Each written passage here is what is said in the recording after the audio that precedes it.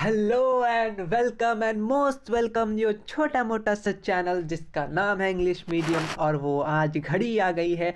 कौन सा घड़ी?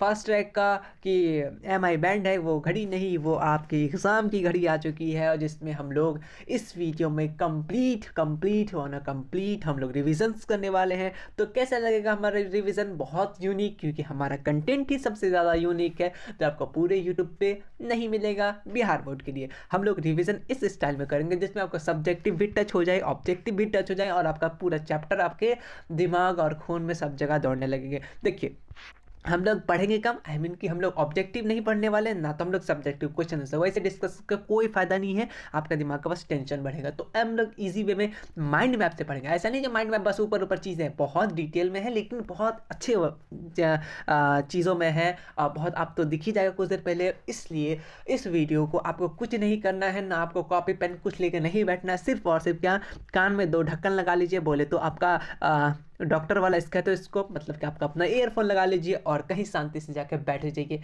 ठीक है, आप कहीं चल रहे हैं, जा रहे हैं, खा रहे हैं, कुछ भी कर रहे हैं, कान में ईयरफोन लगा लीजिए, ध्यान रखिए और स्टार्ट हो जाइए। क्योंकि वीडियो कब तक चलेगी हमें कोई मालूम नहीं। हो सकता है केमिस्ट्री का एक पार्ट, बायो का एक पार्ट या फिजिक्स का एक पार्ट आए, या फिर हो सकता है तो फ्लो में पूरा का पूरा कंप्लीट कर दूं। वो तो हम लोग देखा ही जाएगा, पता ही चल जाएगा थंबनेल में। तो स्टार्ट करेंगे और स्टार्ट करते हैं। अगर आप हमारे चैनल पे, अगर शायद कुछ ही लोग नए होंगे, तो चैनल को एक ही चीज़ करना है, सब्सक्राइब करना है। एग्जाम तक के लिए कोई science, social science, Urdu, Hindi और जो इंपॉर्टेंट चीज़ है वो तो आती ही रहेगी, आती ही रहेगी, आती ही रहेगी। देखिए, बहुत कम टाइम में बहुत कुछ करने वाले हैं, एकदम बिल्कुल न्यू स्टाइल में, न्यू वे में। तो बने रहिए हमारे साथ शुरू से। अगर वीडियो में थोड़ा सा आपको दिक्कत हो रहा है, सुनने में, तो आप थोड़ा सा वीडियो को कर लीजिए फास्ट। वैसे मैं भी खुद ही फास्ट बोलूँगा, लेकिन थोड़ा सा आपको फास्ट कर लेना है, टाइम बचेगा, क्योंकि टाइम आपको सेव करना है। फिर आपको पढ़ना भी है ये चीज़, ये पढ़िएगा। देखिए, ऐसे पढ़ने में आपको मज़ा नहीं आएगा, चीज़ों को समझिएगा। मैं जितना ईजी लैंग्वेज में हो सके, मैं आपको समझाऊंगा। तो उसके बाद आप पीडीएफ पढ़िएगा, आपका दिमाग में हाँ ये चीज़ है, अब हो जाएगा। ठीक है, तो स्टार्ट करेंगे सबसे पहले केमिकल रिएक्शन और इक्वेशन से। तो स्टार्ट करते हैं। एकदम फुल्ली माइंड मैप आपके सामने एकदम पेश हो चुका है, तो चलिए स्टार्ट करते हैं। वैसे मैं एक सही बात बताऊं, मैंने नोट्स और जो भी चीज़ है मैंने 3 बार रेडी किया। पहला बार किया वो वाला वीडियो, एक चैप्टर में आधा घंटा लग रहा था, दूसरा में 1.5 घंटा लग रहा था। मतलब एक ही चैप्टर में बहुत ज़्यादा टाइम लग रहा था। मुझे बहुत ज़्यादा टेंशन होने लगा कि उतना लंबा वीडियोज़ कौन देखेगा और कौन देखेगा, तो और टाइम भी नहीं है उतना चीज़, और न्यू चीज़ भी ऐड करने लगा था। लेकिन मैं सोचा नहीं, कुछ और करना होगा। मैंने बहुत सारा माइंड मैप छान मारा, नहीं मिला। लास्ट में मुझे 12 बजे बाद मुझे कुछ आइडियाज़ आया कि मैं अपने ही बुक से मैं खोजूंगा, कहीं ना कहीं मिल जाएगा। तो मुझे ये मिला और वन ऑफ द बेस्ट लगा। सब कुछ हैड है, सब 5 नंबर 2 नंबर। तो स्टार्ट करेंगे बिना किसी देरी के लिए, तब तक के लिए बने रहिए। स्टार्ट करते हैं भैया, चलिए। तो सबसे पहले केमिकल इक्वेशन और रिएक्शन और इक्वेशन। केमिकल रिएक्शन और इक्वेशन मतलब ये केमिकल कुछ लोचा होने वाला है, कुछ केमिकल्स के अंदर मारपीट होने वाले हैं, ऐसा समझ लीजिए। सबसे पहले अगर अगर केमिकल हो तो उसमें क्या केमिकल चेंजेस होंगे, क्या क्या। सबसे पहले एक न्यू सब्सटेंस फॉर्म्ड होंगे और उसमें कुछ क्या क्या चेंज इन केमिकल प्रॉपर्टीज। एक तो नया सब्सटेंस होगा, केमिकल चीज, और केमिकल रिएक्शन होगा तो क्या होगा, न्यू सब्सटेंस मतलब नया चीज बनेगा। उसके बाद उसमें क्या होगा, केमिकल चेंजेस आएगा। क्या क्या होंगे ये भी आप समझ जाइएगा। जैसे जंग लगना, उसका दूध का दही बनना, उसके बाद क्या होता है, ये अपना कंबशन ऑफ एलपीजी, और क्या होता है wax combined with atmosphere O2 to give CO2। ये सब क्या है, एक केमिकल रिएक्शन है, केमिकल लोचा है। और एक चीज़ समझ लेते हैं। अगर देखिए, ये तो केमिकल चेंजेस हो गया। फिजिकल चेंजेस किसको बोलेंगे हम लोग, जो हम लोग के जिसमें न्यू सब्सटेंस फॉर्म नहीं हो, और उसमें क्या है ना, तो change of size, colour, density और सब्सटेंस। उसमें क्या बस शेप चेंज होगा, कलर चेंज होगा, डेंसिटी चेंज होगा, लेकिन न्यू सब्सटेंस फॉर्म नहीं होगा। और अपना केमिकल में क्या होगा, केमिकल चेंजेस में होगा। ठीक है, आ गया इतना क्लियर। अगर ये चीज़ देता है, अगर ऑब्जर्वेशन में केमिकल चेंजेस में क्या क्या अकर करता है, 5 नंबर में सीधा सीधे पूछ देगा, 2 नंबर में पूछ देता है। तो 2 नंबर के लिए इसको याद करते चलिए, क्या क्या होगा जब केमिकल रिएक्शन होगा। तो चेंज इन स्टेट, कलर में चेंज होगा, गैस में इवोल्यूशन, गैस फॉर्म होगा, टेम्परेचर चेंज होगा और प्रेसिपिटेशन भी बनेगा, मतलब कुछ बच भी जाएगा। ये आपका केमिकल रिएक्शन जब होगा तो इतना कुछ होगा। ठीक है, अब आते हैं हम लोग, और उसके बाद हम लोग आते हैं केमिकल रिएक्शन किसको बोलेंगे, व्हाट इज केमिकल रिएक्शन। वही तो, क्या वन और more substance react to form a new compound को बोलेंगे केमिकल रिएक्शन। एक और दूसरा सब्सटेंस वो दोनों मिलकर रिएक्ट करे और नया कंपाउंड बनाए, उसको बोलेंगे केमिकल रिएक्शन। ठीक है, उसके बाद ये आपको एग्जाम्पल्स के लिए आपको ये आप समझिएगा, एग्जाम्पल कोई चीज़ हिट कर रहे हैं, ठीक है, एयर में मैग्नीशियम रिबन को हम लोग क्लीन करते हैं, क्यों? क्योंकि यहाँ पे देखिए, वहाँ पे आपको क्यों रिबन करते हैं? Magnesium usually clean before the burning has a coating of magnesium oxide, वहाँ कोटिंग ऑफ मैग्नीशियम ऑक्साइड को हटाते हैं ताकि वो केमिकल रिएक्शन हो जाए। ये भी पूछता है, ये भी आप 2 नंबर पे, इसको एक बार पढ़ लीजिए, समझिएगा, समझ में आ जाएगा आपको, ठीक है। मैग्नीशियम रिबन क्यों हम लोग क्लीन करते हैं बर्निंग से? क्योंकि वहाँ पे मैग्नीशियम का और मैग्नीशियम ऑक्साइड ऑक्सीजन के साथ रिएक्ट करके मैग्नीशियम ऑक्साइड रिएक्ट बन जाता है और उसी को ड्यू टू केमिकल रिएक्शन हो जाता है ना, इसीलिए उसको साफ कर देते हैं ताकि वो अच्छे से जलने लगे। ठीक है, ठीक है, ठीक है। जैसे एग्जांपल, आपका पास किताब है, किताब में अगर मतलब धूल पूरा लग गया है तो आप उसको क्या पढ़ पाइएगा? नहीं पढ़ पाइएगा ना, तो उसको क्या कहते हैं? धूल से साफ कीजिएगा, धूल से साफ कीजिएगा, उसके बाद पढ़ पाइएगा। तो उसी तरीके से वहाँ भी रिएक्शन हो रहा था किसका? मैग्नीशियम का। अब आते हैं, देखिए यहाँ पे हमको रेंसिडिटी कोरेजन, यहाँ से भी 2 पॉइंट बहुत इंपॉर्टेंट है, थोड़ा सा जूम कर लिया जाए, जूम कर लिया जाए सर। अब देखिए रेंसिडिटी किसको बोलेंगे? Oxygen of oil, oxidising of oil and fat food result in bad smell and taste. Oxidising हो जाएगा किसका? तेल और खाना जो चीज़ है फूड का, और वो क्या करेगा? गंदा सेंट करेगा, मतलब अच्छा सेंट नहीं करेगा, जिसको खराब सेंट करेगा, वो किसके कारण होता है? देखिए उसको हम लोग कैसे अवॉइड कर सकते हैं, ये भी क्वेश्चन आ जाएगा। हम लोग रेंसिडिटी से कैसे बच सकते हैं? ठीक है, रेंसिडिटी से हम लोग उसको सबसे एंटीऑक्सीडेंट मतलब रिड्यूसिंग एजेंट लगाएंगे, ठीक है। उसके बाद हम लोग उसको पैक करके रखेंगे। फ्रूट और वेजिटेबल जितना भी है इसको हम लोग कहाँ रखेंगे? अपना फ्रिज में रख लेंगे। और कुरकुरे जो भी चिप्स वगैरह है तो वो वाला कहाँ रखेंगे? हम लोग नाइट्रोजन गैस में फिल करके रखेंगे, जो खराब नहीं होगा। समझ में आ गया? समझ में आ गया। अब देखिए कोरिजन किसको बोलेंगे? जब मेटल जो है, मेटल कोरिजन किस में होता है? मेटल में होता है, ऑब्जेक्टिव के लिए याद रख लीजिए। और ये किस लिए होता है? मेटल जब किससे करता है? एयर और वाटर से रिएक्ट कर जाता है, एक्शन कर जाता है, तो उसमें क्या अदर और भी अदर सब्सटेंस है मॉइस्चर से, तो वो क्या करता है? कोरिजन मतलब जंग लग जाता है, ठीक है। जैसे आयरन, लोहा आपने देखा होगा, लोहा को जंग लग जाता है, टीना का जंग लग जाता है, तो रेड ब्राउन कैसे होता है? Red brown substance called rust. अगर बोल दिया व्हाट इज रस्ट, तो यहाँ से समझिए iron is corroded by atmospheric oxygen and humidity, या ह्यूमिडिटी मॉइस्चर जो भी बोल दीजिए, and form a red brown substance, उसको बोलेंगे रस्टिंग। तो उसको हम लोग कैसे अवॉइड कर देंगे? ये भी पूछा जाता है, किस तरह से कोरिजन को कैसे अवॉइड करेंगे? तो आपको पेंटिंग करेंगे, ग्रीसिंग करेंगे, गैल्वेनाइजेशन करेंगे, इलेक्ट्रोप्लेटिंग करेंगे। खत्म कहानी, खत्म कहानी। अब आगे चलते हैं, आगे का कहानी को सुनते हैं, ठीक है। यहाँ पे रिएक्टेंट होता है, केमिकल रिएक्शन का कुछ इफेक्ट, और हम लोग उसका ऑक्सीडेशन में हम लोग हेल्प कैसे कैसे करेंगे, ये हमने समझ गया। अब यहाँ से हम लोग चाहते हैं केमिकल इक्वेशन, केमिकल लोचा, और भी कुछ है, थोड़ा बहुत है, चलिए। अब आते हैं हम लोग केमिकल को बैलेंस क्यों करते हैं? बैलेंस इसलिए करते हैं, दोनों तरफ एटम क्या हो, दोनों देखिए number of atom each element should be equal both side, इधर भी, इधर वाला को बोलते हैं रिएक्टेंट, और इक्वल टू इधर वाला को बोलते हैं प्रोडक्ट। याद है? याद होना चाहिए बिल्कुल, ठीक है।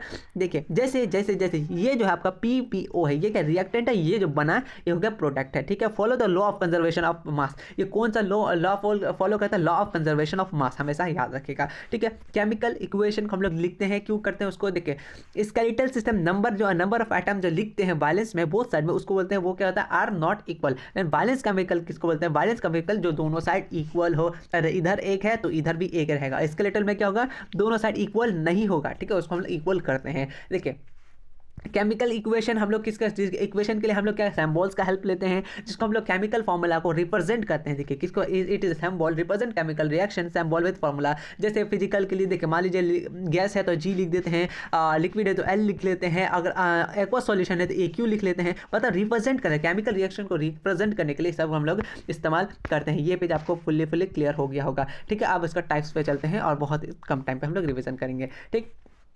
टाइप्स, सबसे पहले हम लोग कॉम्बिनेशन, डिकम्पोजिशन, उसके बाद यहाँ से डिकम्पोजिशन हो गया। अब उसके बाद आगे चलेंगे, यहाँ पर डबल डिस्प्लेसमेंट, रिड्यूसिंग, सारा का सारा हम लोग पढ़ने वाले थे, एक एक चार्ट करके पढ़ लेते हैं और चार्ट जाते हैं अच्छे से, ठीक है।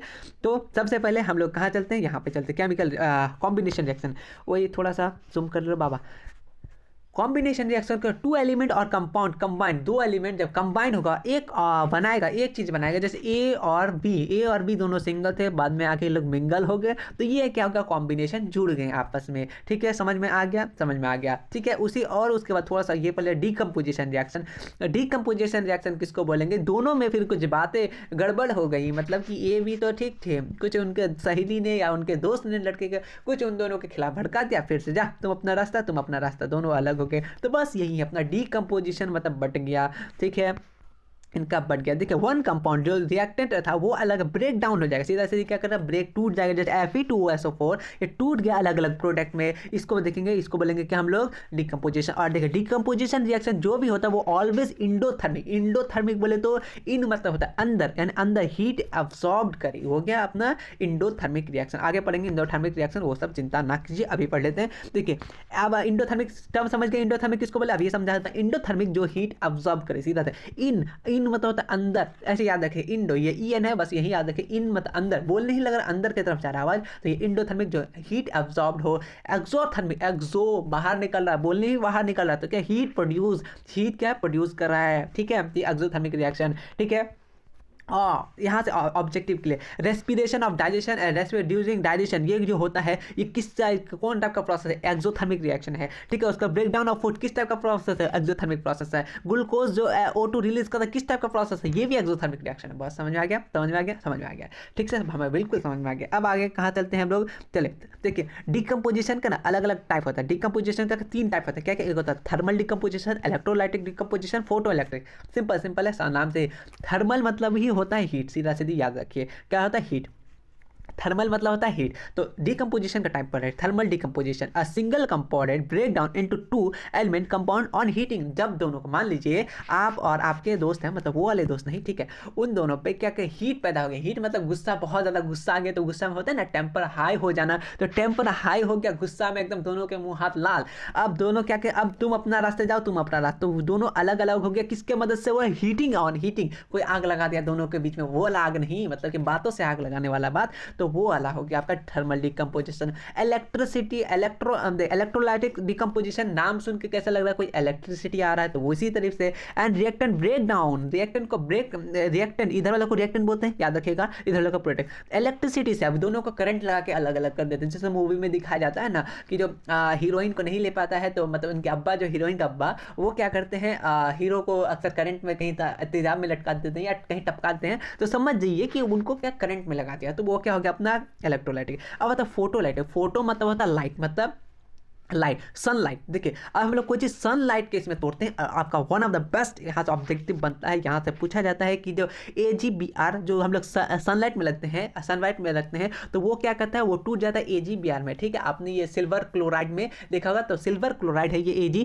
Ag सिल्वर होता है ना, AgOg लो जी, सुनो जी कि ये अपना Ag जो है वो सिल्वर है, ठीक है। और ये जो सिल्वर है इसको धूप में रखने से ये दो अपना सिल्वर और ब्रोमीन अलग है, सिल्वर और ब्रोमीन अलग अलग होता है, सिल्वर या क्लोराइड भी होता है, ब्रोमाइड भी होता है, तो ये ब्रोमाइड में अलग अलग हो गया। और AgBr जो है साल्ट है, ये ब्लैक और वाइट फोटोग्राफी में यूज होता है, इंपॉर्टेंट है। समझ में आ गया डिकम्पोजिशन का पार्ट। अब आते हैं हम लोग थोड़ा सा इस चार्ट में। ऑक्सीडेशन एंड रिडक्शन को डील करने से पहले उसका हम लोग डिस्प्लेसमेंट रिएक्शन पढ़ लेते हैं, क्योंकि हम लोग टाइप्स ऑफ पढ़ रहे हैं। डिस्प्लेसमेंट रिएक्शन, डिस्प्लेसमेंट नाम सुन के लग रहा है डिस्प्लेस कर रहा, मतलब हटा रहा है। क्या हटा रहा है, more reactive substance displace less reactive. अगर आपके पास ज़्यादा पावर है तो आप कम पावर लोग को हटा देते हैं ना, ठीक है। तो उसी तरीके से वही हम लोग केमिकल लोचा में भी यही होता है, अगर आपके पास ज़्यादा पावर है तो आप ज़्यादा पावर वाला लोग के साथ रहना पसंद करेंगे, मतलब अमीर लोग के साथ रहना पसंद करता है, और गरीब लोग मतलब अपने से साइड हो जाता है कि ये लोग से रहे क्या पल्ले पड़ना, अपना साइंस अपना आराम से जिंदगी जैसे हम लोग जी रहे हैं, ठीक है। Fe प्लस का CuSO4, ये क्या बनेगा, FeSO4 SO4 और प्लस का Cu को अलग रख दिया। देखिए Fe क्या मोर रिएक्टिव है देन Cu, Fe क्या है, ये ऑब्जेक्टिव में आ जाएगा कि Fe more reactive than Cu, इसलिए उसको क्या करें, डिस्प्लेस कर देता है। समझ में आ गया डिस्प्लेसमेंट। अब आता है डबल डिस्प्लेसमेंट रिएक्शन। अब हम लोग डिस्प्लेसमेंट एक बार फिर से रिकॉल कर लेंगे, चिंता मत कीजिए, लेकिन याद हो जाएगा। इस चैप्टर में थोड़ा सा टाइम लग रहा है, लेकिन मज़ा आएगा बहुत ज़्यादा, मुझे खुद अच्छा लग रहा है ये नोट्स पढ़ के। अब बताएं double displacement reaction, double displacement reaction, जब दो बार टू कंपाउंड, जब दो कंपाउंड एक्सचेंज करे आयोन और न्यू कंपाउंड फॉर्म करे, उसको बोलेंगे डबल डिस्प्लेसमेंट रिएक्शन। एग्जांपल आपके सामने दिख रहा है, ठीक है। After a chemical reaction when one of the product form a solid are called precipitation, अगर सॉलिड प्रोडक्ट फॉर्म करता है डबल डिस्प्लेसमेंट रिएक्शन के बाद, उसको बोलते हैं प्रेसिपिटेशन रिएक्शन। अगर अगर only there are the formation of highly soluble salt, या तो वो क्या क्या हाईली क्या क्या सॉल्युबल साल्ट, सॉल्युबल मतलब पानी में जो घुल जाता है, ठीक है, और कुछ बच जाता है उसको बोलेंगे प्रेसिपिटेशन, कुछ घुल जाता सब घुल जाता तो सॉल्युबल, सीधा सीधे याद रखिएगा। तो आपको ये पेज भी कवर मतलब ये चैप्टर पूरा कंप्लीट होने वाला है बस 2 मिनट में। ऑक्सीडेशन क्या हो, gain of oxygen, oxygen gain करेगा, ऑक्सीडेशन रिएक्शन होगा और हाइड्रोजन को भगा देगा, जैसे यहाँ पे आपको दिख रहा होगा, ठीक है। उसके बाद रिडक्शन किसको बोलेंगे, जो रिडक्शन निकाल रहा है, क्या कर रहा है, यहाँ ऑक्सीजन को निकालेगा और क्या करेंगे हाइड्रोजन को ले लेगा, इसको बोलेंगे रिडक्शन, ठीक है। अब रिडॉक्स रिएक्शन किसको बोलेंगे, रिडॉक्स मतलब देखिए जिसमें बोथ ऑक्सीडेशन भी हो रिडक्शन भी हो, बोथ नाम सुन के देखिए रीड ओ एक्स, रीड देखिए REDOX, यहाँ रिडक्शन OX ऑक्सीडेशन, मतलब दोनों जब हो तो उसको बोलेंगे रिडक्शन रिडॉक्स रिएक्शन। देखिए reaction in which both oxidation and reduction take place, खत्म कहानी, ठीक है। यहाँ पे आपको एग्जांपल में देख रहा होगा कि एक का ऑक्सीजन और एक थोड़ा साफ हो जाए, हाँ एक का क्या ऑक्सीडेशन हो रहा है, एक का रिडक्शन हो रहा है, तो इसी को बोलेंगे हम लोग रिडॉक्स रिएक्शन। अब आता है ऑक्सीडाइजिंग एजेंट, ये हल्का सा रिडक्शन और ऑक्सीडेशन से हल्का सा अपोजिट है, क्या हल्का अपोजिट है देख लेते हैं, ठीक।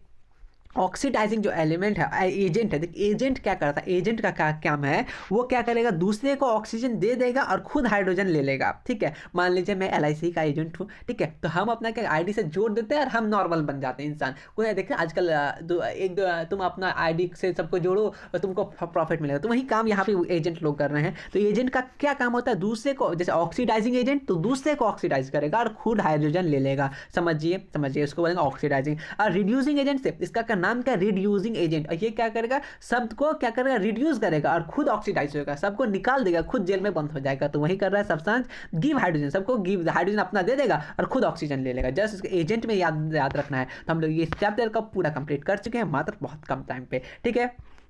अब आते हैं हम लोग नेक्स्ट चैप्टर। तो नेक्स्ट चैप्टर से पहले लाइक कर दीजिए नहीं की है तो। अब आता है acid basis and salt, acid basis and salt, acid base and salt नाम बहुत इजी है। देखिए साल्ट प्रोड्यूस होगा, उससे पहले हम लोग ऊपर चलते हैं। सबसे पहले आपने इंडिकेटर पढ़ा होगा, गाड़ी का इंडिकेटर नहीं बल्कि ये अपना chemical indicator, acid basis salt. Acid जब लिटमस में रेड रहता है, मिथाइल ऑरेंज में क्या होगा पिंकिश या पिंक बोलिए, और फिनोथिलीन कलरलेस होता है, ठीक है। बेस क्या होता है ब्लू होता है, और मिथाइल ऑरेंज येलो होता है बेस में, और फिनोथिलीन क्या होता है पिंक होता है, ठीक है। और देखिए यहाँ पे इंडिकेटर क्या होता है, universal indicator many different indicator dyes और गिव क्या था different colour and different pH, और पीएच नापने के लिए इस्तेमाल करते हैं, ठीक है। चलिए यहाँ चलते यहाँ चलते हैं। सबसे पहले ये फॉर्म आपको याद रखना है। विनेगर कहाँ, acetic acid, onion, lemon, citric acid, turmeric acid, tomato में ऑक्सैलिक एसिड, कर्ड दही में लैक्टिक एसिड, एंड स्टिंग यहाँ पे फॉर्मिक एसिड या मिथोनाइक एसिड, यहाँ पे पूरा का पूरा याद कर लेना है बाबा, ठीक है। ओए क्या हो रही हो तुम लोग बदतमीज सब, ठीक है। अब आते हैं हम लोग नीचे फिजिकल प्रॉपर्टीज क्या होगा जब अगर केमिकल होगा, ठीक है। यहाँ से थोड़ा सा मैं इशारों में चलता हूँ थोड़ा सा। अब एसिड के बारे में पढ़ने वाला, एसिड तो एसिड होता है, सबसे पहले एसिड को डील कर लेते हैं। एसिड जो होता है वो किस पे type of hydrogen H+ ion पे बेस करता है, और कहाँ करता है ऑरिजन पे भी बेस करता है। आयन H+ आयन या तो स्ट्रॉन्ग एसिड होगा तो वीक एसिड होगा, सीधा सीधी बात है। और ऑरिजन पे ऑर्गेनिक होगा या तो मिनरल एसिड होगा, ठीक है। जो मिनरल से प्रोड्यूस होता है मिनरल एसिड जैसे अर्थ में पाया जाता है, जो प्लांट से होता है वो ऑर्गेनिक एसिड, और जो स्ट्रॉन्ग एसिड होता है जो कंप्लीटली डिसोसिएट हो जाए वो हो गया स्ट्रॉन्ग एसिड। वीक एसिड जो कंप्लीटली डिसोसिएट ना हो वो होगा वीक एसिड, ठीक है। एग्जांपल से आपको रट लेना है। नेक्स्ट काम रटना कब है, जब हमको इसको PDF दे देंगे रे बाबा, काहे चिंता करते हैं आप लोग, ठीक है। उसके बाद फिजिकल प्रॉपर्टीज आपको याद होगा रिविजन कराने के लिए, जब फिजिकल प्रॉपर्टीज होता है तो कुछ चीज़ें होते हैं, जैसे physical properties of acid. Acid का क्या क्या है, देखिए एसिड सबसे ज़्यादा वो क्या होगा टेस्ट में खट्टा रहेगा, सॉल्युबल इन वाटर रहेगा, इलेक्ट्रिसिटी कंडक्ट करेगा, एसिड का सब, ठीक है। और turn red litmus to blue, ये आपने देख लिया होगा, ठीक है। उसके बाद हम लोग कहाँ थे, अब आते हैं हम लोग रिएक्शन में, ठीक है। देखिए मैं अगर बेस के साथ रिएक्ट करेगा, बेस के साथ मेटल कार्बोनेट के साथ, मेटल कार्बोनेट प्लस एसिड मिलेगा तो साल्ट, वाटर, कार्बन डाइऑक्साइड ये सब गैस बनेगा, ठीक है। मेटल के साथ बनाइएगा तो मेटल प्लस एसिड तो क्या साल्ट एंड हाइड्रोजन गैस बनेगा, ठीक है। और उसके बाद मेटल बाइक कार्बोनेट के साथ बनाइएगा, ठीक है। तो यहाँ पे आपको दिख रहा होगा ये चीज़ें होगा, ठीक है। आप एक बार इसको पढ़ लीजिएगा, जहाँ तक वो इंपॉर्टेंट पॉइंट है मैं उन्हीं को डिस्कस करूँगा, क्योंकि नहीं तो फिर बहुत ज़्यादा रिवीजन हो जाएगा, मतलब कि लेट हो जाएगा। फिजिकल प्रॉपर्टीज सबसे फिजिकल प्रॉपर्टीज के बेस का बीटा टेस्ट होता है, और वो कहता है सोपी टू टच होता है, टर्न रेड टू ब्लू हो जाएगा, ठीक है। सब गेट कुछ क्या होगा डिजॉल्व हो जाएगा, जो बाकी बच जाएगा उसको हम लोग क्या बोलेंगे अल्कली बोल देंगे, ठीक है, अल्कली बोल देंगे, ठीक है। ये एसिड रिएक्ट करेगा बेस रिएक्ट करेगा एसिड के साथ, या मेटल बेस के साथ रिएक्ट करेगा, क्या बनाएगा नॉन मेटल बेस को क्या बनाएगा, ये सब आपको दिख गया होगा। चलिए इसका PDF तो आपको मिल ही जाएगा। उसके बाद जो इंपॉर्टेंस ऑफ पीएच क्या क्या, पीएच का कहाँ इस्तेमाल करते हैं, या एनिमल के लिए, ठीक है, सॉइल के लिए हम लोग क्या करते हैं, डाइजेस्टिव सिस्टम के लिए इस्तेमाल करते हैं, ठीक है। पीएच स्केल, यहाँ से इंपॉर्टेंट क्वेश्चन यहाँ से याद, पीएच स्केल किसको बोलेंगे सर, पीएच स्केल किसको बोलेंगे, हम लोग नापते हैं पीएच स्केल, मेजरिंग करते हैं हाइड्रोजन आयन, अगर 7 से ज़्यादा है तो एसिड, सॉरी 7 से जो कम है वो एसिडिक हो गया, जो पक्का 7 है वो न्यूट्रल हो गया, जब बेसिक मतलब कि जो 7 से ज़्यादा हो, 7 से ज़्यादा हो उसको क्या बोलेंगे हम लोग, बेसिक, ठीक है। समझ में आ गया, समझ में आ गया, ठीक है। अब कास्टिक सोडा, एक सोडा, उसका खत्म, ये भी चैप्टर आधा घंटा में 2 चैप्टर खत्म हो जाएगा। तो अभी थोड़ा सा लेट लग रहा है आप लोगों को, लग रहा है, लेकिन बहुत फास्ट चल रहे हैं हम लोग। कास्टिक सोडा क्या करता है, सोडियम हाइड्रोक्साइड NaOH नाम कर सकते हैं। इसको हम लोग कैसे बताते हैं, प्रिपेयर बाय क्लोर अल्कली प्रोसेस, याद रखिए क्लोर अल्कली प्रोसेस, इलेक्ट्रोलाइसिस से उसको हम लोग तोड़ते हैं। उसका यूजेस क्या होता है ये इंपॉर्टेंट है, यूजेस उसका हम लोग सोप बनाने हैं, डिटर्जेंट के लिए, पेपर मैन्युफैक्चरिंग के लिए, ब्लीचिंग मैन्युफैक्चर के लिए इस्तेमाल करते हैं। प्लास्टर ऑफ पेरिस से आ जाते हैं, प्लास्टर ऑफ पेरिस को कहते हैं कैल्शियम सल्फेट हेमीहाइड्रेट बोलते हैं, ये इसका फॉर्मूला CaSO4 1/2 H2O, ठीक है। और ये इसको कितना में हीट करते हैं, गिप्सम में, का 373 इंपॉर्टेंट है, 373 कैल्वियम, उसके बाद क्या बनता है, गिप्सम बन जाता है। गिप्सम देखिए POP, जो यहाँ पे देखिए यूजर्स क्या करते हैं, इसको हम लोग हड्डी जब फ्रैक्चर हो जाता है तब जोड़ने के लिए, और फॉल्स बनाने के लिए, मतलब कि टॉयज वाइज बनाने के लिए हम लोग इस्तेमाल करते हैं प्लास्टर ऑफ पेरिस के। नेक्स्ट साल्ट आते हैं, हम लोग साल्ट की बात कर रहे हैं यहाँ पे, ठीक है। Washing soda, washing acid base हम लोग खत्म कर लिए। वॉशिंग सोडा जो सोडियम कार्बोनेट डेकाहाइड्रेट बोलते हैं, Na2CO3.10H2O, इसको किससे प्रेपर करते हैं, बनाया रिक्रिस्टलाइजेशन, याद रखिए वॉशिंग सोडा को रिक्रिस्टलाइजेशन से सोडियम कार्बोनेट को वाटर से करते हैं। इसका रिमूव क्या करना है, हार्डनेस ऑफ वाटर इंपॉर्टेंट है, कौन यूज करते हैं, remove permanent hardness of water, तो washing soda. Cleaning domestic purpose के लिए वॉशिंग सोडा इस्तेमाल करते हैं, ठीक है। ब्लीचिंग पाउडर का क्या, कैल्शियम ऑक्सीक्लोराइड, ठीक है, CaCO, ठीक है। ये फॉर्म कैसे करते हैं हम लोग, ये इक्वेशन है, और अभी उतना इक्वेशन पर ध्यान नहीं देना है, यार यूजेस क्या है ये देखिए। ब्लीचिंग कॉटन टेक्सटाइल के लिए होता है, वुड प्लम के लिए यूज होता है, और ड्रिंकिंग वाटर के लिए होता है, वॉशिंग क्लॉथ्स के लिए होता है, मैन्युफैक्चरिंग बोरेक्स के लिए कौन इस्तेमाल होता है, ये याद रखिएगा, ब्रेकिंग पाउडर, ठीक है, या तो कैल्शियम ऑक्सीक्लोराइड याद रखिएगा। ग्लास सॉप पेपर में इंडस्ट्री में यूज होता है, और सरफेस स्मूथ बनाने के लिए इस्तेमाल होता है। नेक्स्ट बात है हम लोग ये वाला, इस कॉमन साल्ट आते हैं हम लोग। बेकिंग सोडा का क्या होता है, baking sodium hydrogen carbonate NaHCO3 होता है, इसको हम लोग ये रिएक्शन से प्रिपेयर करते हैं, लेकिन इसका यूजर्स में है क्या क्या, बेकिंग सोडा एंटी एसिड, मैंने बताया जब पेट दर्द करता है तो ये हम लोग खाते हैं, और फायर एक्सटिंग्विशर के लिए यूज होता है, बेकिंग पाउडर के लिए इस्तेमाल होता है। अब आता है साधारण नमक, टाटा नमक, सोडियम क्लोराइड NaCl, जो किसका इवापोरेशन सी वाटर नमक से बनता है, ये बाय न्यूट्रलाइजेशन रिएक्शन, और ये खाने के लिए इस्तेमाल करते हैं, नॉर्मल मटेरियल में यूज कर सकते हैं, सलाद वलाद जो भी खाते हैं उसमें यूज करते हैं। ये भी आपका चैप्टर पूरा का पूरा कंप्लीट। अब आते हैं हम लोग मेटल और नॉन मेटल, जो इंपॉर्टेंट टॉपिक हम लोग उसी पे देखेंगे सबसे ज़्यादा, क्योंकि उसी पे ज़्यादा फोकस करेंगे। उतना सब कुछ पढ़ के फिलहाल तो नहीं होगा, लेकिन इंपॉर्टेंट आपको मिल जाएगा, आपका भी रात तक पढ़ लीजिएगा, खत्म हो जाएगा। नॉन मेटल 1 घंटा में तो कंप्लीट हो जाएगा पूरा का पूरा केमिस्ट्री आपका, और 1 घंटे से कम में टपका लूँगा, शांत रहिए आप लोग, एकदम मस्त सुनते रहिए, बस सुनते रहे। अब देखिए मेटल का सबसे पहले फिजिकल प्रॉपर्टीज क्या होता है, फिजिकल प्रॉपर्टीज 5 नंबर में आता है, ठीक है। मेटल क्या होता है, ये रूम टेम्परेचर में होता है, लेकिन लिक्विड नहीं होता, ये ऑब्जेक्टिव में आता है, ठीक है। मेटल हार्ड होता है, लेकिन क्या लिथियम सोडियम पोटाशियम ये कहता है सॉफ्ट होता है, जिसको चाकू से भी खा सकते हैं, ये ऑब्जेक्टिव में आ गया।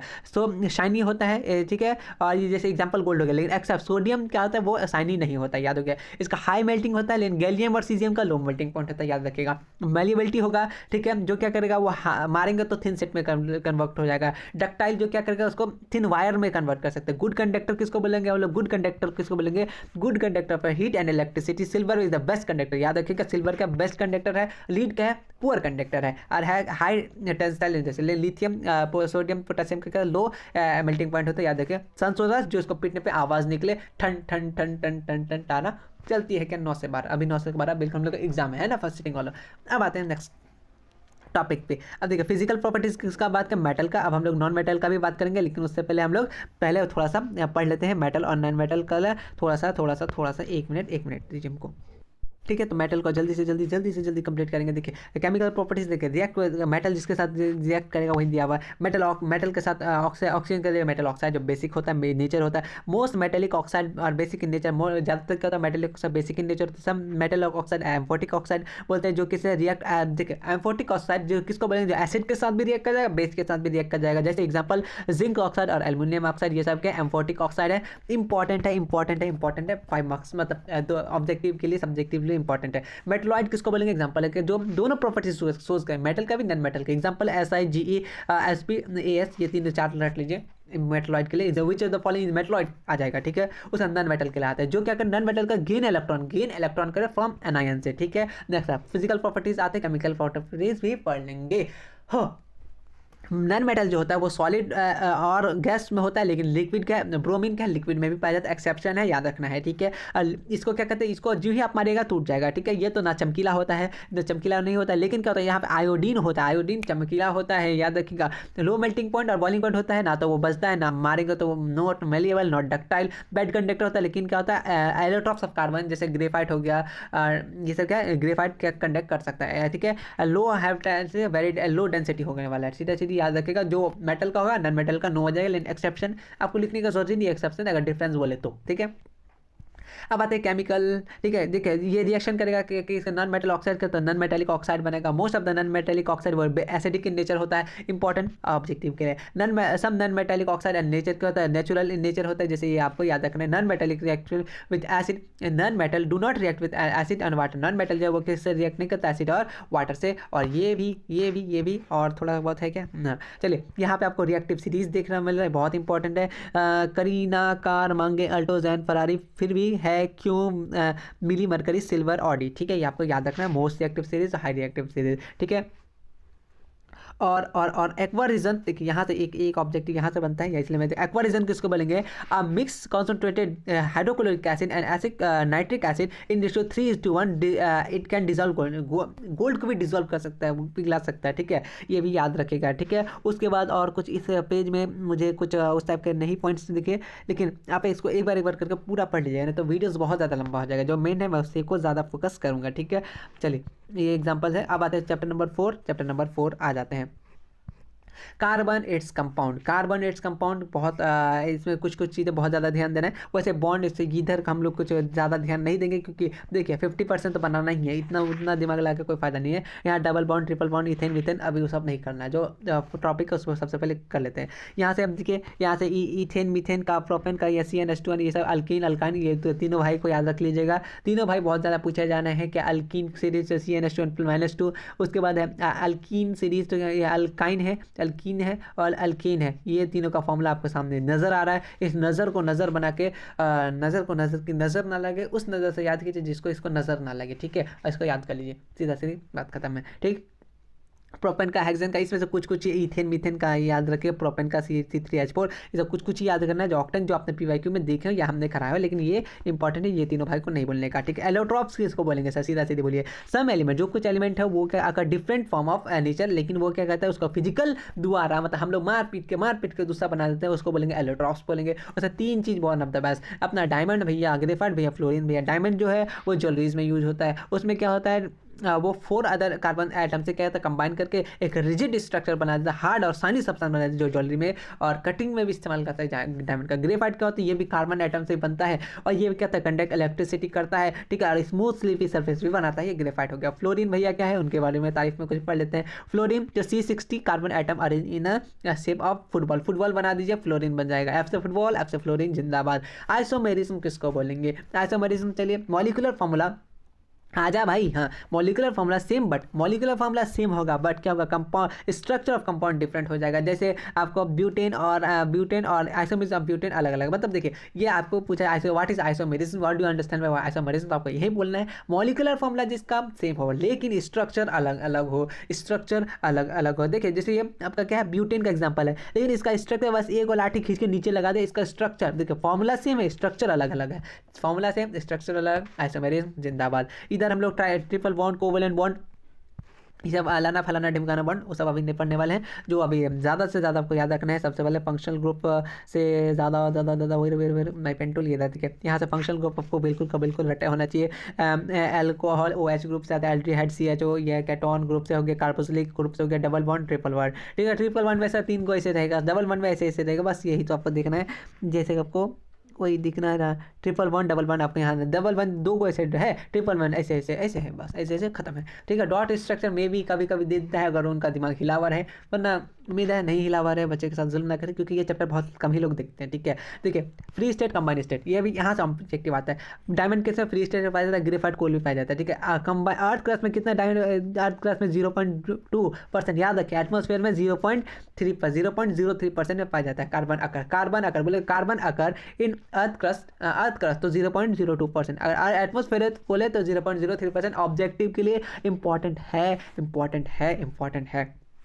याद रखिएगा, ठीक है। उसके बाद आपका यहाँ पे स्ट्रक्चर सैचुरेटेड और अनसैचुरेटेड, ये दो इंपॉर्टेंट टॉपिक है। जो इंपॉर्टेंट है वो तो हम लोग कर लेंगे। आपको एक्स्ट्रा ज्ञान लेना है तो आप पीडीएफ पढ़ लीजिएगा, ठीक है, और नहीं तो वीडियो बहुत ज़्यादा लंबा हो जाएगा। सैचुरेटेड किसको बोलेंगे, कार्बन कंप्लीटली है वन सिंगल कंपाउंड, जो सिंगल रहेगा उसको सिंगल रहेगा उसको बोले अल्केन भी बोलेंगे। और बिटवीन कार्बन एटम का सैचुरेटेड मतलब एस से सैचुरेटेड, एस से सिंगल, एस से सैचुरेटेड, जैसे हम लोग और आप लोग हैं, तो वो क्या है सैचुरेटेड कंपाउंड, जैसे मीथेन, ईथेन, प्रोपेन, ठीक है, नाम एन, तो याद रखिए ये क्या है सैचुरेटेड है। उसके बाद नेक्स्ट आता है अनसैचुरेटेड, जो सैचुरेटेड ना हो, मतलब कार्बन है डबल बॉन्ड, वो डबल दो आदमी रहे, तो दो आदमी रहे उसको क्या बोलेंगे अल्कीन बोलेंगे, क्या बोलेंगे अल्कीन, या ट्रिपल बॉन्ड, तीन को होता है ना कोई समझिए, ठीक। अल्कोहल उसको क्या बोलेंगे अल्काइन, जो ट्रिपल बॉन्ड बनाए उसको अल्काइन बोलेंगे। हटिए गया भाई, इंपॉर्टेंट बॉक्स है ये वाला भी और सैचुरेटेड वाला भी, तो फिर से रिवीजन होता कराता हूँ, ठीक है।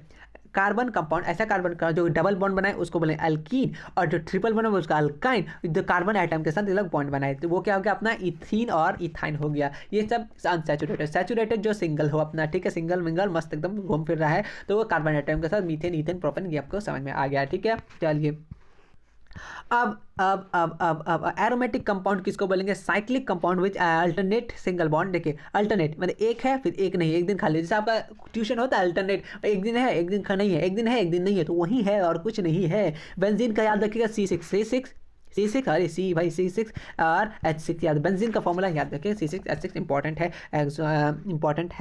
है, ठीक है। और इधर से कुछ छूटा नहीं है, ये जो चीज़ें हैं ये आपको चेन बनाने के लिए बता रहा है, वो बैग वाला चेन नहीं है। तो अब आते हैं चैप्टर नंबर 5, मात्र हम लोग 45 बताए ना, जो चीज़ इंपॉर्टेंट है वही चीज़ रिविजन करेंगे। पीरियोडिक टेबल में लिमिटेशन थोड़ा सा ये चैप्टर बड़ा है, उसके बाद अपना बायो आ जाएगा, तो बायो के लिए नेक्स्ट वीडियो में, क्योंकि नहीं होगा तो इसमें ले लूँगा, ठीक है, या फिर ऐड कर लूँगा बाद में। क्लासिफिकेशन ऑफ एलिमेंट, हो बहुत इंपॉर्टेंट, या 3 चच्चा को पढ़ना होगा, चच्चा का नाम याद रखिएगा। डोबेनियर अंकल जिंदाबाद, मेंडलीव अंकल जिंदाबाद, न्यू लॉन्ग ऑक्टेव जिंदाबाद, सबको जिंदाबाद करा देना है। सबसे पहले अपना डोबेनियर अंकल से भेंट कर लेते हैं। इनका जन्म 1817 को हुआ था। इनका लिमिटेशन क्या क्या गलती किए थे, क्या क्या बनाए थे, वहाँ पढ़ लेते हैं। सबसे पहले ये एलिमेंट को अरेंज किए थे किसमें arrange into group and 3 element called tried. ये ने ट्राइड दिया था, ट्राइड बोले ट्राइड, 3 वर्ड सुन के आया, ट्राइड मतलब तीन एलिमेंट को पकड़ा था। इंक्रीजिंग एटॉमिक मासेस के बेसिस पे, एटॉमिक मास और मिडिल क्या एक एवरेज निकाला था, दोनों को पकड़ा, जोड़ दिया, डिवाइड बाय 2 कर दिया, आपने बीच वाला का निकाल लिया, ठीक है, जैसे आपका एग्जांपल में यहाँ पे समझ में आ रहा है, ठीक है।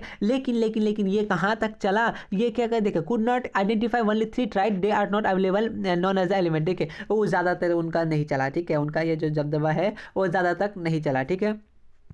और क्वेश्चन के बारे दिया हुआ है। चलिए अब आते हैं हम लोग, देखिए अब आते हैं हम लोग मेंडलीव जो 1869 का मेंडलीव पीरियोडिक टेबल, ये क्या दिए थे, थोड़ा सा जूम कर लेते हैं सर, कर लीजिए बिल्कुल। उसके बाद state of the properties element atomic masses पे रखा था, लेकिन 63 याद रखिएगा, 63 नॉन केथ एलिमेंट और यहाँ पे है, और वो क्या कर रहे थे, कंसिस्ट वर्टिकल कॉलम को ग्रुप बोलते हैं, हॉरिजॉन्टल रॉक पीरियड। इनके टेबल के हेल्प से हमें अभी जो न्यू मॉडल टेबल है बहुत ज़्यादा हेल्प मिला था, ठीक है। ये देखिए ये क्या कहते हैं, सिमिलर फिजिकल और केमिकल प्रॉपर्टीज को came under same group, same ही इसमें रख दिए थे, ठीक है।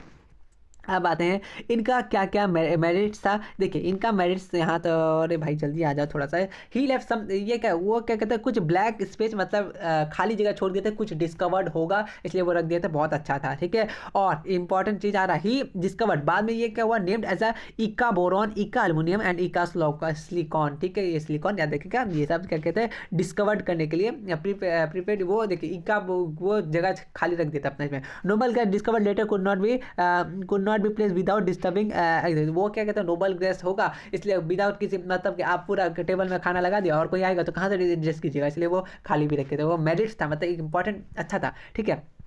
लेकिन उनका लिमिटेशन क्या कहता, मतलब कहाँ तक उनका कहानी खत्म हो गया। देखिए वो क्या कहते, एक तो हाइड्रोजन का जगह नहीं दे पाए थे, और वो क्या कहते अच्छे से चीज़ों को आइसोटोप्स को डिफाइन नहीं कर पाए थे, और वो क्या रॉन्ग एटॉमिक मासेस और एलिमेंट को नॉट अच्छे से एक्सप्लेन नहीं कर पाए थे, इसीलिए काम खत्म हो गया उनका। अब आते हैं एलिमेंट्स, मतलब न्यूलॉन लॉ ऑफ ऑक्टिव, ऑक से 8 आ रहा है, दिमाग में 8 आना चाहिए। 1866 से सर ये इनका ये कहते हैं, उनके पास पढ़ लेते हैं। देखिए अरेंज किए थे एटॉमिक मासेस पे, प्रॉपर्टीज थे 8 एलिमेंट। देखो सारे ग म प ध नि सा, ये उस गाने पे मूड पे थे, शायद मेरे ख्याल से ये सिंगर थे, हनी सिंह नहीं, अच्छे वाले सिंगर थे, सारे ग म प ध नि सा। तो वो क्या कहते हैं सा, मतलब आफ्टर जो 8वां एलिमेंट है वो सेम ही सेम है, यहाँ क्या 8th एलिमेंट का होगा प्रॉपर्टीज है उसका क्या सिमिलर हो, ठीक है। और वो क्या कहते हैं म्यूजिक नोट्स म्यूजिक दिए थे, मतलब ये अपना जो क्या है लॉ ऑफ ऑक्टिव दिए थे, बहुत इंपॉर्टेंट है, ठीक है। लॉ वर्क लाइटर एलिमेंट वाली, ये कि लाइटर हल्का फुल्का काम कहता है, लाइटर एलिमेंट में ही काम कहता है। इनका क्या था, कैल्शियम ही तक चला था, इनका गाना कहाँ तक चला था, कैल्शियम ही तक चला था, जैसे आज पठान पूरा दुनिया में चल रहा है, बस इनका कहाँ तक चला था, कैल्शियम ही तक चला था। और ये 56 एलिमेंट कर पाए थे, और बोले थे और इसके बाद कोई क्या बोलते हैं, कोई कुछ नहीं आ पाएगा, मेरा वाला काम खत्म। लेकिन इनका यही घमंड इन्हें ले डूबा, क्योंकि क्या पता था अभी तो और भी डिस्कवर होने बाकी है, ठीक है। फ्यूचर में वो बोले थे और कोई डिस्कवर नहीं होगा, हम लिख दे, ऐसा बात नहीं है, वो उनका मानना गलत था, और भी बहुत सारा डिस्कवर हुआ, इसी के लिए उनका ये भी काम फेल हो दिया। लेकिन देखिए इन लोगों से हमें बहुत कुछ सीखने को मिला, क्या क्या चीज़ नहीं करना चाहिए, ठीक है। वो बोला जाता है आपने अदब किसे सीखा, हमने अदब बेअदबों से सीखा, तो वही चीज़ यहाँ पे भी हुआ है, तो हम लोग भी इससे सीखे हैं जो कहाँ कहाँ गलती नहीं करना चाहिए, ठीक है। और वो क्या किए थे जैसे cobalt nickel place same place column fluorine bromine, ये कुछ उन्होंने मिस्टेक किए थे, ठीक है। उनके मिस्टेक को मेरा एक बात समझ नहीं आता, उनके मिस्टेक को हमें क्यों पढ़ाया जाता है, उन्होंने मिस्टेक उनको पढ़ाइए, हम लोग को जो चीज़ जरूरी है वो पढ़िए, लेकिन जानना जरूरी है क्या क्या गलती नहीं करना चाहिए। चलिए अब आते हैं मॉडर्न पीरियोडिक टेबल, जो बहुत इंपॉर्टेंट है, यहाँ से क्वेश्चन आएंगे। मॉडर्न पीरियोडिक टेबल अपना जो हेनरी मॉसलिस सर है 1913 को इंपॉर्टेंट रखे, 1913 साइंस में डेट तो कुछ ही आएंगे, ठीक है, याद रखिएगा। ये क्या किए, बहुत अच्छा काम किया, क्या किया, state of properties of element function and the atomic number पे वर्टिकल कॉलम होता है 18 groups, 18 vertical column call groups, याद रखिएगा। 7 हॉरिजॉन्टल रो कॉल पीरियड्स बोलते हैं। और ये क्या किया, atom of different element with the same number occupy other cell और place in the same period, उसके position of element about tell of the chemical position ही बता देता है ये कैसा है। मेटल को अलग प्रेजेंट लेफ्ट हैंड साइड में याद रखेगा, और नॉन मेटल को राइट हैंड साइड में, ठीक है। Oxide of metal are basic and oxide of metal are acidic, ठीक है। ऑक्साइड ऑन मेटल्स आर क्या बोलते हैं एसिडिक, ठीक है, याद रखेगा, ठीक। उसके बाद ग्रुप में बांटा, ग्रुप में S block, P block, D block, इसमें डी और एफ ब्लॉक में, ये देखिए ग्रुप 1 में क्या आता है, ग्रुप 1 to 2 क्या आता है, इसमें एस ब्लॉक एलिमेंट होता है। 13 to 18 में क्या, पी ब्लॉक, विच क्या होता है, मेटलॉइड मेटल और नॉन मेटल प्रेजेंट होता है। ग्रुप 13 to एलिमेंट में क्या होता है, डी और एफ ब्लॉक में पाया जाता है, ठीक है। समझ में आ गया, इतना इधर कुछ उतना अभी ज़रूरी नहीं है, ठीक। अब ग्रुप नेम देखिए, फर्स्ट ग्रुप को हम लोग अल्कली मेटल बोलते हैं, ठीक है। अर्थ क्रस्ट में जो पाया जाता है उसको alkali earth metal second group में।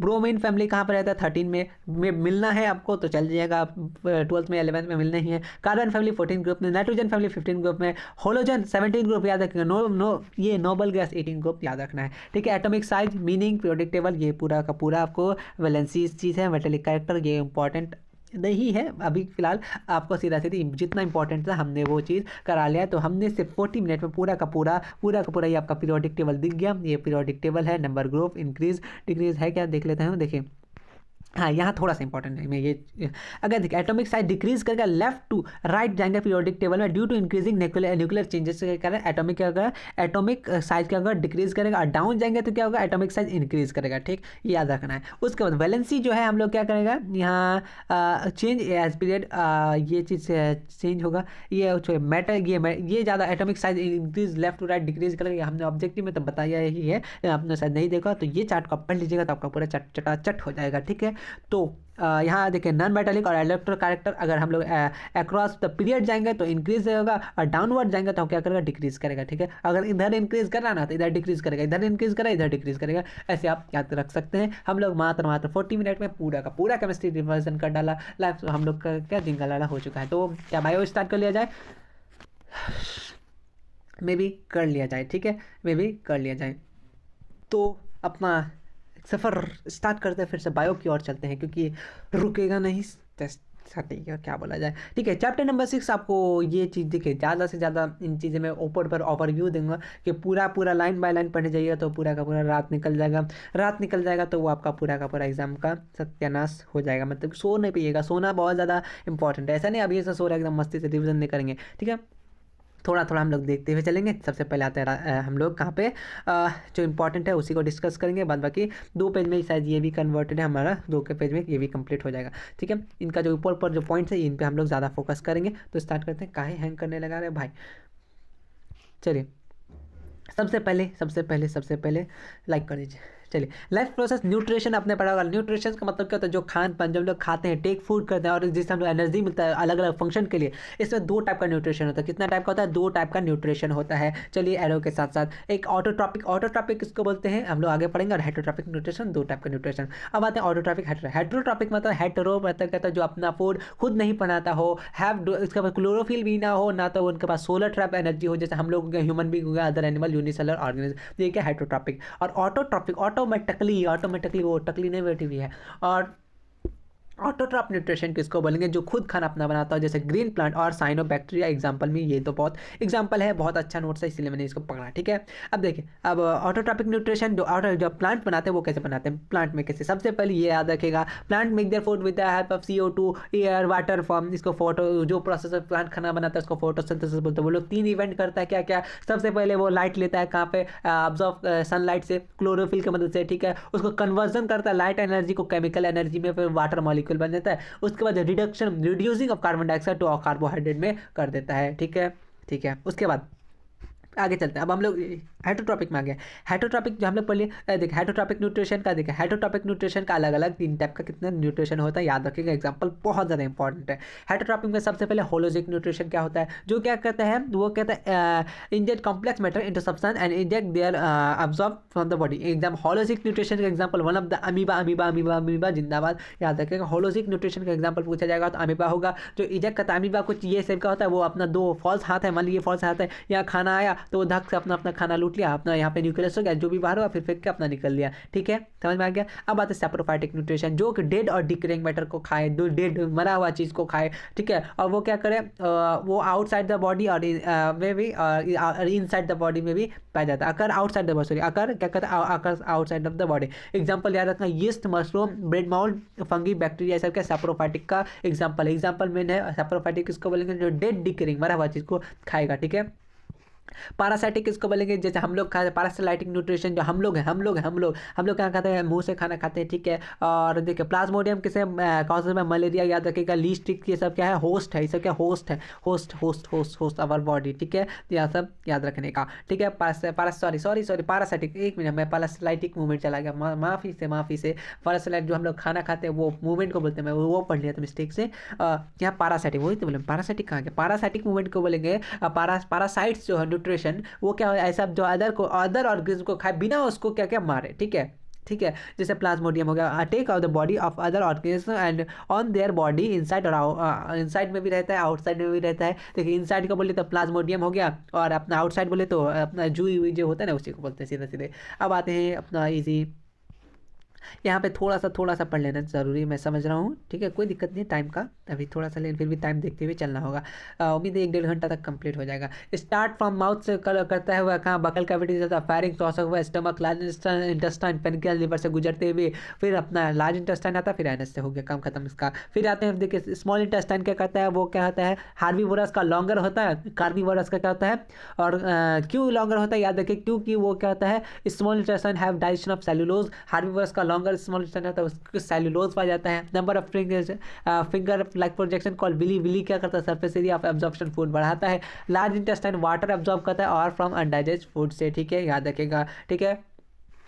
चलिए, यहाँ से कुछ इंपॉर्टेंट पॉइंट यहाँ भी आपके डाइजेशन मैकेनिज्म में देखिए, तीर का आप पकड़ के चलिए तो हो जाएगा, या फिर मैं समझा रहा हूँ समझ के चलिए, याद हो जाएगा। देखिए, सबसे पहले कोई वही किधर बकवास खो रहे हो तुम लोग। चलिए, इन्वॉल्व 5 मेन स्टेप इंजेक्शन, ये हम इंजेक्शन खाना खाते हैं, फिर अब्जॉर्ब करते हैं, ठीक है। अब्जॉर्ब करने के बाद फिर एमाइलेशन करते हैं, फिर उसका इंजेक्शन करते हैं, ठीक है। स्लाइवा एमाइलेज क्या करता है, यहाँ पे याद रखेंगे, इंपॉर्टेंट पॉइंट है ये, बॉक्स आपको बहुत अच्छे से वही मीन्स तो ये बॉक्स आपको याद रखना है मैकेनिज्म वाला। स्लाइवरी अमाइलेज क्या होता है, buccal cavity, sorry salivary amylase का स्लाइवा ब्रेक डाउन करता है स्टार्च को क्या सिंपल शुगर में, ठीक है। तो स्मॉल इंटेस्टाइन क्या करता है, वो क्या स्मॉल डाइजेस्ट, देखिए small intestine help to fat digestion of presence of pancreatic juice, bile juice and intestinal juice, ठीक है। पेनक्रियाटिक जूस कंटेंट क्या क्या इंपॉर्टेंट है,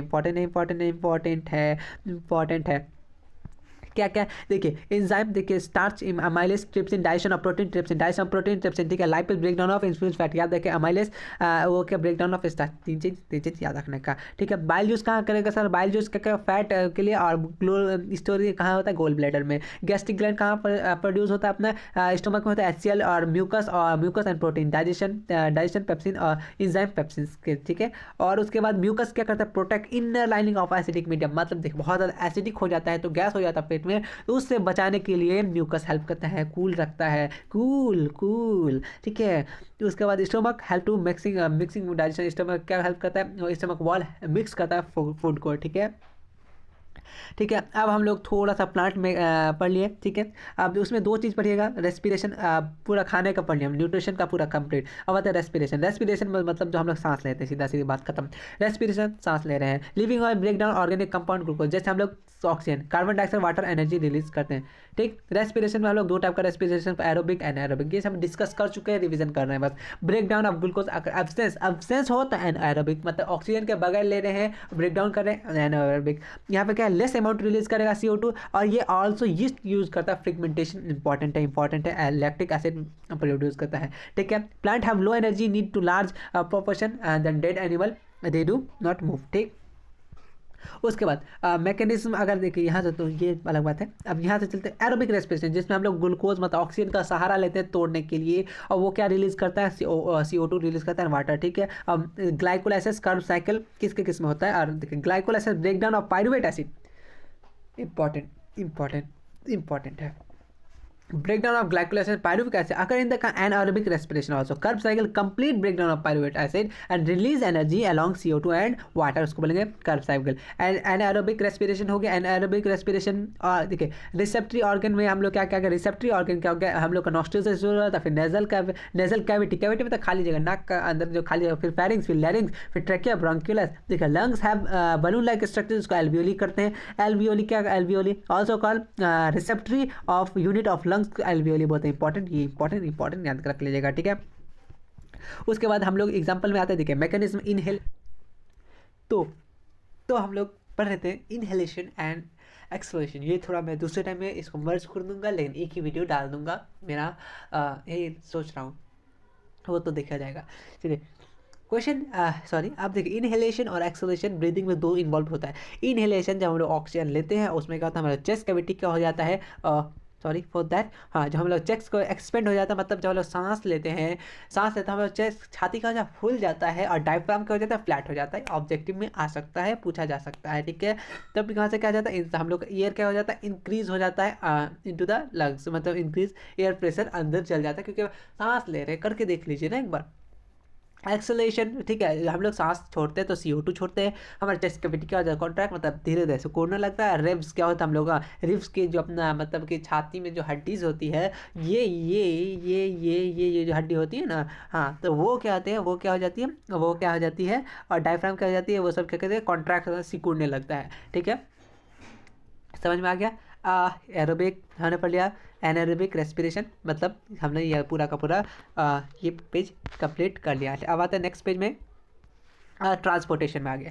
ट्रांसपोर्टेशन क्या होता है सर, ट्रांसपोर्टेशन किसको बोलेंगे, ट्रांसपोर्टेशन में आप देखिएगा, ट्रांसपोर्टेशन ये क्या करेगा, फूड, यहाँ पे food, oxygen and essential substance क्या करेगा, कोई भी चीज़ खाते हैं हम लोग, वो ट्रांसपोर्ट का तो जरूरी होता है ना। तो हाँ, तो देखिए यूनिसेलुलर ऑर्गेनिज्म में क्या होता है, सिंपल डिफ्यूजन होता है, क्या होता है, डिफ्यूजन होता है, ठीक है। एक्सेप्ट शायद कह लेते, फिश में क्या होता है, फिश में नहीं होता, फिश में क्या 2 चैम्बर हार्ट होता है जो सिंगल सर्कुलेशन करता है, इंपॉर्टेंट पॉइंट है। अब आते हैं प्लांट में ट्रांसपोर्टेशन कैसे होता है, प्लांट में किस में ट्रांसपोर्टेशन होता है, किसको देखिए, प्लांट में ट्रांसपोर्टेशन होता है रॉ मटेरियल का, जैसे वाटर हो गया, कार्बन डाइऑक्साइड हो गया, फॉर फोटोसिंथेसिस, वो खाना से पत्ता से खाना बनाता है, और एक्सक्रीटरी प्रोडक्ट होता है, वो भी पाया जाता है। ट्रांसपोर्टेशन देखिए वो क्या करता है, transport soluble product of photosynthesis, ठीक है। वहाँ पर आप जाइलम एंड फ्लेम साथ साथ पढ़ते हैं, देखिए कंपोनेंट ऑफ ट्रांसपोर्ट इंडिपेंडेंट होता है सर, किसी का वो ये नहीं होता है जो तुम इंडिपेंडेंट मतलब अपना खुद आत्मनिर्भर है सर।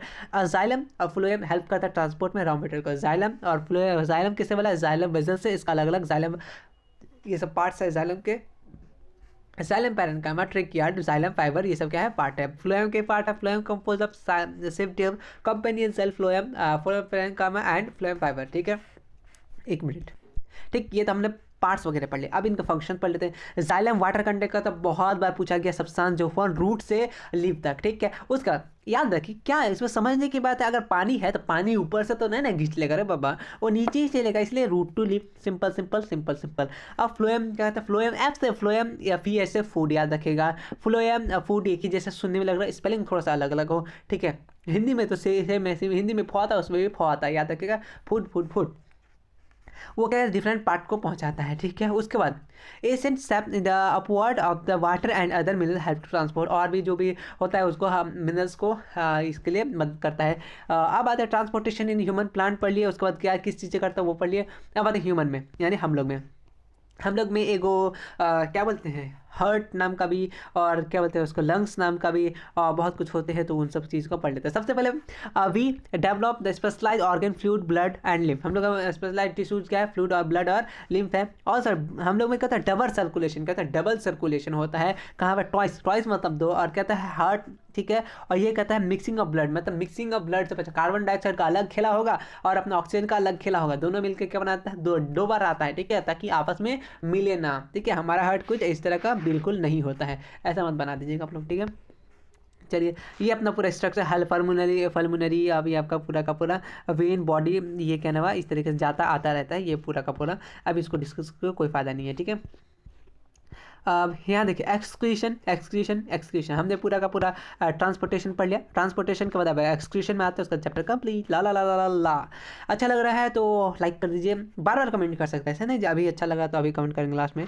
एक्सक्रीशन किसको बोलेंगे सर, ऐसा हार्मफुल मेटाबॉलिक वेस्ट जो हम लोग बॉडी से निकालते हैं। Unicellular sir mainly CO2 and ammonia excrete करता है। यूनिसेलुलर ह्यूमन बींग और अमोनिया क्या कहता है, ह्यूमन बींग्स या एनिमल, हायर एनिमल या ह्यूमन बींग भी आ गया, और अमोनिया यूरिक एसिड और यूरिया इजेक्ट करता है, निकालता है। ठीक है, अब देखिए प्लांट में, ह्यूमन में और ऑर्गन में बात कर लेते हैं। प्लांट में बात कर लेते हैं सर, प्लांट में क्या होता है, उसमें कोई ऐसा ऑर्गन नहीं होता है जैसे ह्यूमन में या फिर अदर्स एनिमल्स में पाया जाता है एक्सक्रीशन के लिए। ठीक है, प्लांट ऑक्सीजन इज वेस्ट, वहाँ का उसका ऑक्सीजन क्या वेस्ट प्रोडक्ट है। ठीक है, और ड्यूरिंग फोटोसिंथेसिस द्वारा ट्रांसपिरेशन किसको बोलेंगे, लॉस ऑफ वाटर।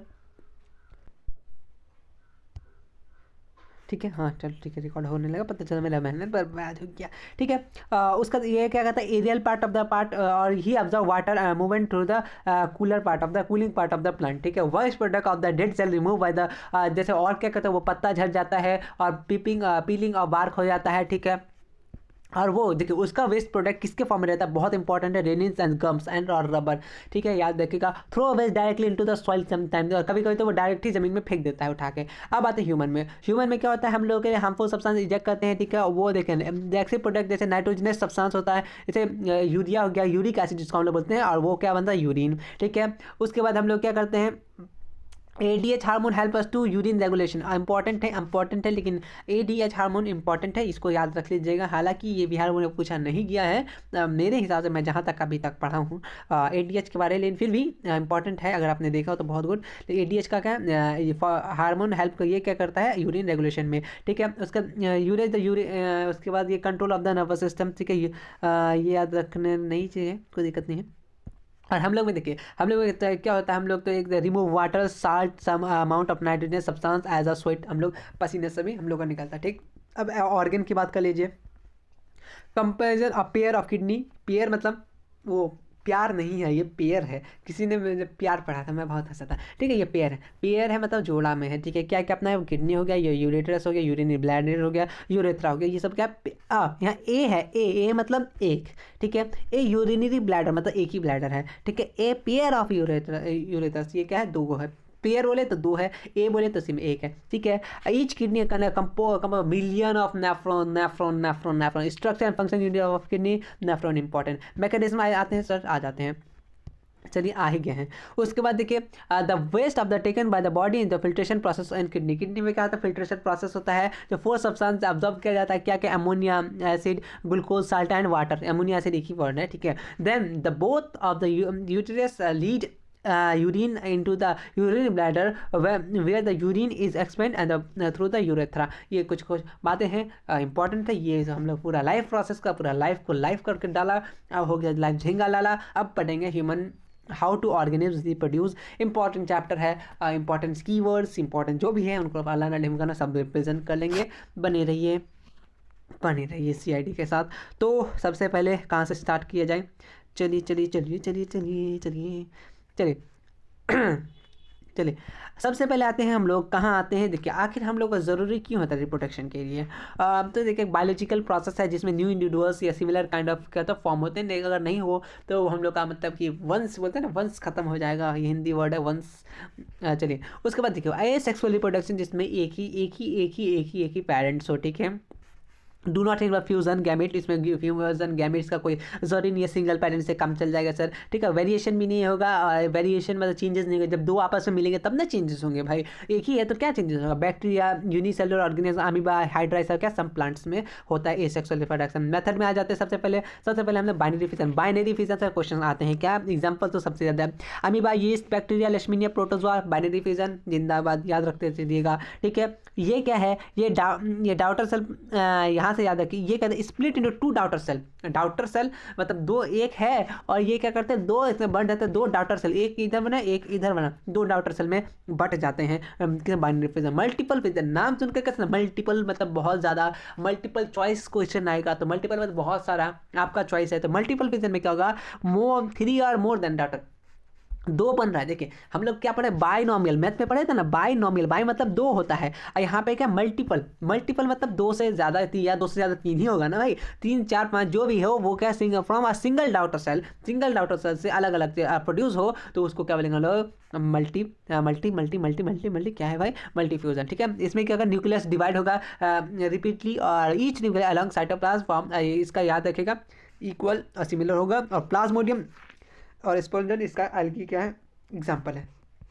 नेक्स्ट आता है फ्रेगमेंटेशन का एग्जांपल याद रखें, प्लानिरिया, सी, अमोनिया और स्पाइर वगैरह फ्रेगमेंटेशन एग्जांपल याद होना चाहिए, एग्जांपल से क्वेश्चन बनेंगे, ठीक है। अब आते हैं देखिए पेरेंट्स जो ऑर्गेनिज्म है वो स्प्लिट करेंगे, फ्रेगमेंट कर जाएंगे, each become a mature and produce new. जब वो मैच्योर हो जाएंगे तो वो क्या करेगा, न्यू इंडिविजुअल्स पैदा करेंगे। अगर multi cell organism simple organization और क्या organ divide into cell and the initial 2 parents, ठीक है, सॉरी वो अपने आइडेंटिकल पेरेंट्स से आइडेंटिकल होंगे, मिलते जुलते होंगे, ठीक है, पूरे मिलते जुलते होंगे, ठीक।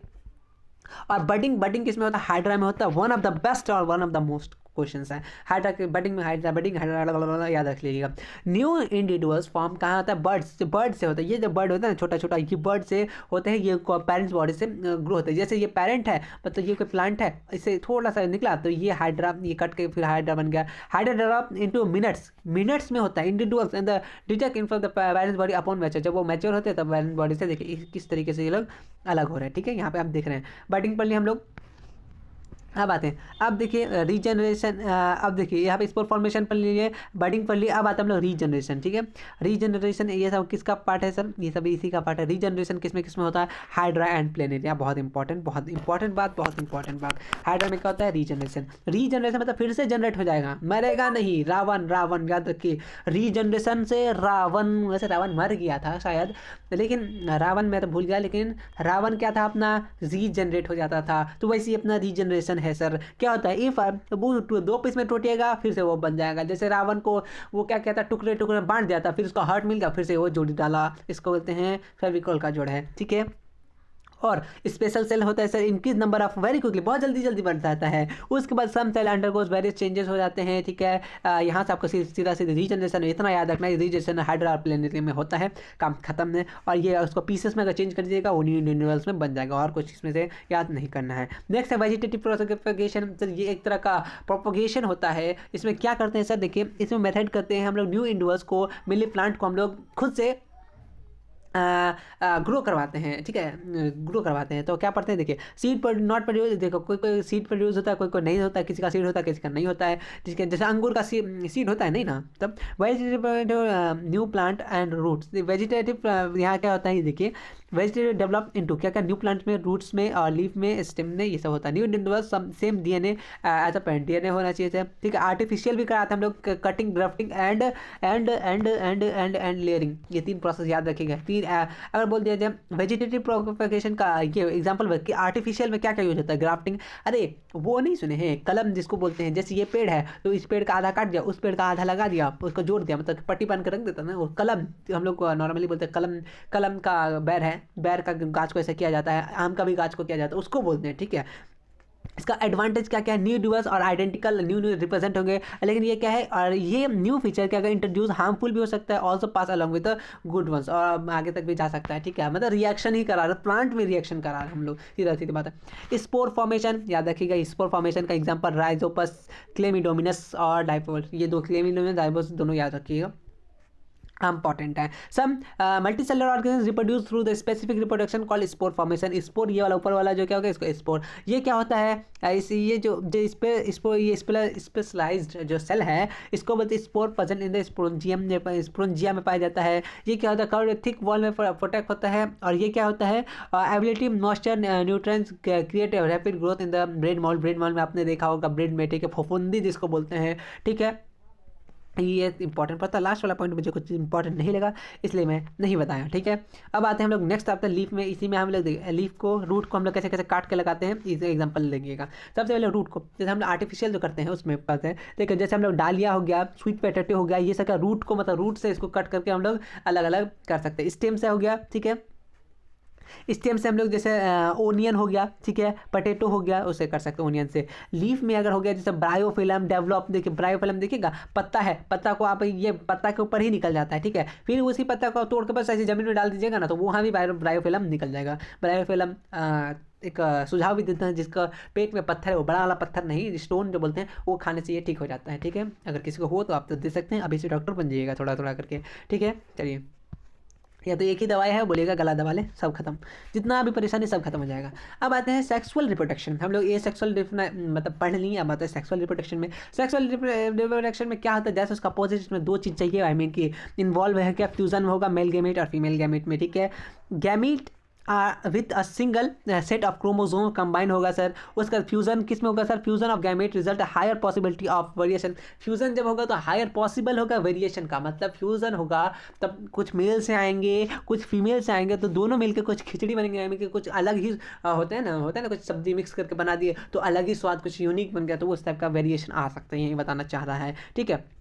डीएनए आखिर देखिए, डीएनए कैरी हेरिडिटरी इन्फॉर्मेशन, अपना जो डीएनए होता है वो इन्फॉर्मेशन, मतलब हमारा होता है ना इन्फॉर्मेशन, दिमाग वाग जो भी समझिए, इन्फॉर्मेशन जो भी होता है वो डीएनए में रहता है, वो क्या होता है अपना नेक्स्ट जो जनरेशन आने वाली है, बेबी आने वाला, उन पे जाता है, ठीक है। चलिए, उसके बाद there is a mutation of इधर DNA copying then the might आइडेंट नॉट एंड, अगर मतलब कुछ म्यूटेशन हो गया, मतलब होता है ना कुछ बोलते हैं ना, आपका फेस आपका अब्बू के जैसा है या अम्मी जैसा है, वो क्यों बोल रहे हैं, क्योंकि वहाँ डीएनए क्या हो गया, एक कॉपी होकर आया था, इसीलिए वहाँ पे अगर वो आपको कॉपी होकर दूसरे बन जाता होता है ना, कोई कोई मतलब किसी का हेयर ब्लैक ब्लैक है लेकिन उनका जो चाइल्ड है उनका रेड हो गया, तो ये वेरिएशन हो सकता है। वेरिएशन क्यों नहीं हो सकता, बिल्कुल हो सकता है। देखिए, multi cellular organism like plant, animal and human being में ज़्यादा से ज़्यादा ये सब सेक्सुअल रिप्रोडक्शन का एग्जाम्पल है, ठीक है। उसके बाद यहाँ से चलते हैं फ्लावरिंग में। फ्लावरिंग पढ़ लेते सर चलिए फ्लावरिंग पढ़ लेते हैं। फ्लावर में देखिए यहाँ पे लिखे एंजियोस्पर्म, ठीक है, रिप्रोडक्टिव पार्ट ऑफ द डेफिनेटेड in male and female reproductive form. याद रखने का एक चीज़ बहुत इंपॉर्टेंट है कि पापाया वाटरमेलन क्या है, यूनिसेक्सुअल है, यूनिसेक्सुअल है। किसी ने मैं पूछा था, उसने आंसर दिया था, शायद उनका नाम भूल रहा हूँ, आदिल था, ठीक है, उन्होंने आंसर दिया था, क्वेश्चन पूछा था बहुत अच्छा। और उसके बाद स्टेमन और कार्पेल्स था, ये प्रेजेंट होता है, ठीक है, यूनिसेक्सुअल में। और बाइसेक्सुअल में रूट और स्टेम कार्पेल्स प्रेजेंट होता है। बाइसेक्सुअल का एग्जांपल याद रखिए, एग्जांपल मोस्ट इंपॉर्टेंट है ये सब चैप्टर का, एग्जांपल याद रखिए। हबिस्कस मस्टर्ड किस में आता है, बाइसेक्सुअल में आता है। और यूनिसेक्सुअल में क्या आता है, यूनिसेक्स पापाया एंड वाटरमेलन आता है, ठीक है। अब आगे हम लोग नेक्स्ट चलते हैं फीमेल रिप्रोडक्टिव ऑर्गन में। देखिए ऑल्सो कॉल्ड कार्पेल और पेस्टल बोलते हैं फीमेल रिप्रोडक्टिव सिस्टम, ठीक है, फीमेल रिप्रोडक्टिव सिस्टम, ठीक है, कंसिस्ट ऑफ 3 पार्ट, स्टेमा, स्टाइल और एंड ओवरी। ओवरी क्या करता है, ओव्यूल कंटेंट करता है, ये इंपॉर्टेंट है ऑब्जेक्टिव के लिए, रट डालिए इसको, ठीक। स्टिग्मा कहते हैं स्टिकी नेचर होता है, attach with the pollen grain. Style कहते हैं इलॉन्गेटेड पोर्शन होता है, ये फ्लावरिंग रिप्रोडक्शन पार्ट है, इसको याद रखना है, याद रखना है, ठीक। अब आता है फर्टिलाइजेशन सर, फर्टिलाइजेशन सर देखो fertilization transfer of pollen from one to stigma, इसको बोलते हैं पॉलिनेशन। पॉलिनेशन किसको बोलेंगे, जब ट्रांसफर ऑफ पॉलन का फ्रॉम अनदर टू स्टिग्मा की तरफ जाएगा उसको बोलेंगे पॉलिनेशन, ठीक है। Pollen grain reach ovule each pollen tube, ठीक है, ये पॉइंट है, इंपॉर्टेंट पॉइंट है, याद रखने का। Then the male gamete fuse the egg cell in the ovule, big process called fertilization, ठीक है। The process of zygote after the several division mutual embryo, फिर वो बच्चा बनता है, एम्ब्रायो मतलब बेबी होता है, ठीक है। An ovary sorry an ovule form a through coat and sheet, वो धीरे धीरे क्या कोटे और शीट बनेगा, ठीक है। ये एग्जाम्पल में आपका एक और कुछ इस तरह का डायग्राम होगा, इस तरह का फूल निकलेगा, एनसीईआरटी में देखिएगा ना, उसी से बात कर रहा है और कुछ नहीं कर रहा। इन एप्रोप्रिएट कंडीशन, वो अपना कंडीशन में फिर वो डेवलप होगा धीरे धीरे, वो जर्मिनेशन होगा। ये जर्मिने व्हाट इज जर्मिनेशन याद रखिएगा, देखिए तो इन appropriate condition seed develop into baby plant, वो धीरे धीरे बेबी प्लांट में कन्वर्ट होगा, उसको बोले जर्मिनेशन, ठीक है, जर्मिनेट हो रहा है। अब हम लोग फ्लावरिंग प्लांट पढ़ ली, अब आता है मेल में, ठीक है। मेल में सबसे पहले ये स्टेमन, मेल फ्लावरिंग में ही चल रहा है अभी हम लोग, ठीक है, ह्यूमन में नहीं आया, फ्लावरिंग में स्टेमन बोलते हैं, याद रखिएगा आप। ये क्या फिलामेंट होता है, फिलामेंट का इससे के स्ट्रक्चर का anther present top of the स्टेमन, important है। एंथर प्रोसेस 4 पॉलन सेक फॉलोइंग येलोइश कलर का पाउडर होता है पॉलन में, ये भी इंपॉर्टेंट है, ये भी इंपॉर्टेंट है। ये फ्लावरिंग प्लांट में मेल में और फीमेल का ये थोड़ा सा याद रखना है। पॉलिनेशन, ये अपना पॉलिनेशन, जर्मिनेशन, फर्टिलाइजेशन, ये 3 टॉपिक याद रखना है, ठीक है, ज़्यादा, ठीक। उसके बाद अब आता है हम लोग ह्यूमन रिप्रोडक्टिव सिस्टम में, ठीक है। कंसिस्ट ऑफ क्या क्या कंसिस्ट करता है, टेस्टिस होता है, जो secondary sexual organ like seminal vessels, posted gland pins, ये सब देखिए। ये आपको बोलेगा विच ऑफ द फॉलोइंग, एक ऑब्जेक्टिव यहाँ से उठता है कि विच ऑफ द फॉलोइंग इज ये बोलेगा प्राइमरी ऑर्गन, क्या बोलेगा, sorry secondary organ, secondary organ क्या होगा, सेमिनली वेजल्स, पोस्टेड ग्लैंड और पिंस, सब क्या सेकेंडरी हो गया, ठीक है। और सॉरी हाँ सेकेंडरी, हाँ यार। टेस्टिस कहाँ लोकेटेड होता है, outside of the abdominal cavity, sac like structure in the scrotum, ठीक है, याद रखना है। और इसकी it avoid temperature of the sperm, sperm क्या होता है, एक एंजाइम होता है filled with the filter structure called awesome, ये तो पूछेगा नहीं, ये भी कभी कभी पूछ ले।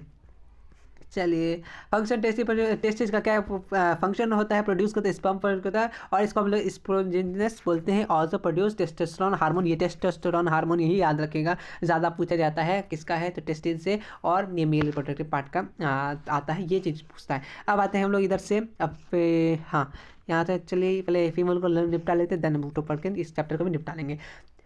फीमेल रिप्रोडक्टिव सिस्टम क्या क्या कंटेंट करता है, प्राइमरी में देखिए वहाँ का प्राइमरी मेल का फीमेल का याद रखना है, इसमें प्राइमरी ओवरी। सेकेंडरी बोले तो इसका फिलोपियन ट्यूब, यूरेटस एंड वेगाइना, ये सब जेनाइटल होगा, ये सब क्या सेकेंडरी, सॉरी आई मीन क्या सेकेंडरी, हाँ यार सेकेंडरी है, ठीक है। 1 मिनट, चलिए यहाँ पे देखिए, यहाँ का अक्सर इस चैप्टर में फिलोपियन ट्यूब पे बहुत बार आता है। फिलोपियन ट्यूब क्या करता है, वो क्या करता है, कैरी एग्स करता है, ये इंपॉर्टेंट है, इसलिए मैं इसको ज़्यादा कर रहा हूँ, ठीक है। यहाँ पे आपको ये याद रखना, इसमें से फीमेल रिप्रोडक्टिव पार्ट में कौन कौन सा कंसिस्ट करता है, मेल में कौन कौन सा कंसिस्ट करता है, टेस्टिस का, और आपका ये इधर का आपका फंक्शन में ये वाला टेस्टोस्टेरोन हार्मोन, टेस्टिस प्रोड्यूस, ठीक है, ये इंपॉर्टेंट है, ठीक। और फीमेल में यहाँ पे तो ओवरी, अरे भाई किधर आ गए, हेरिडिटरी में आ गई क्या, हाँ चलिए हाई यहाँ आते हुए, ठीक है। चलिए फंक्शन क्या है, ओवरी प्रोड्यूस ओवा एंड फीमेल हार्मोन, ये इंड्रोजन बहुत एकदम बहुत इंपॉर्टेंट, एंड प्रोजेस्टेरोन, ये याद रखना है। ये फंक्शन तो बहुत इंपॉर्टेंट है, मेल हो फीमेल हो याद रखना है, ठीक है, एकदम बहुत अच्छे से याद रखना है, ठीक है। और ये वाला इसमें एक चीज़ ऐड नहीं है, प्लासेंटा, प्लासेंटा, प्लासेंटा एक टर्म है। प्लासेंटा मतलब कि न्यूट्रिशन जो बेबी को मिलता है जब पेट में रहती है, उसके हेल्प से, प्लासेंटा के हेल्प से बेबी को फूड मिलता है, उसको मतलब प्लासेंटा। एक बार आया था, मुझे अभी याद आया कि शायद इस चीज़ में ऐड नहीं है, मैं बहुत बार देखा ये चीज़ नहीं दिया, मैंने प्लासेंटा के बारे में बिहार में पूछा था, याद रखिएगा। वो इसमें एनिमल देखिए रिप्रोडक्शन पार्ट में ये 2 फंक्शन याद रखने हैं आपके, ठीक है। और फर्टिलाइजेशन यहाँ देख लो तो क्या है, क्योंकि ज़्यादा इधर उधर करके टाइम वेस्ट ही होगा बस, ठीक है।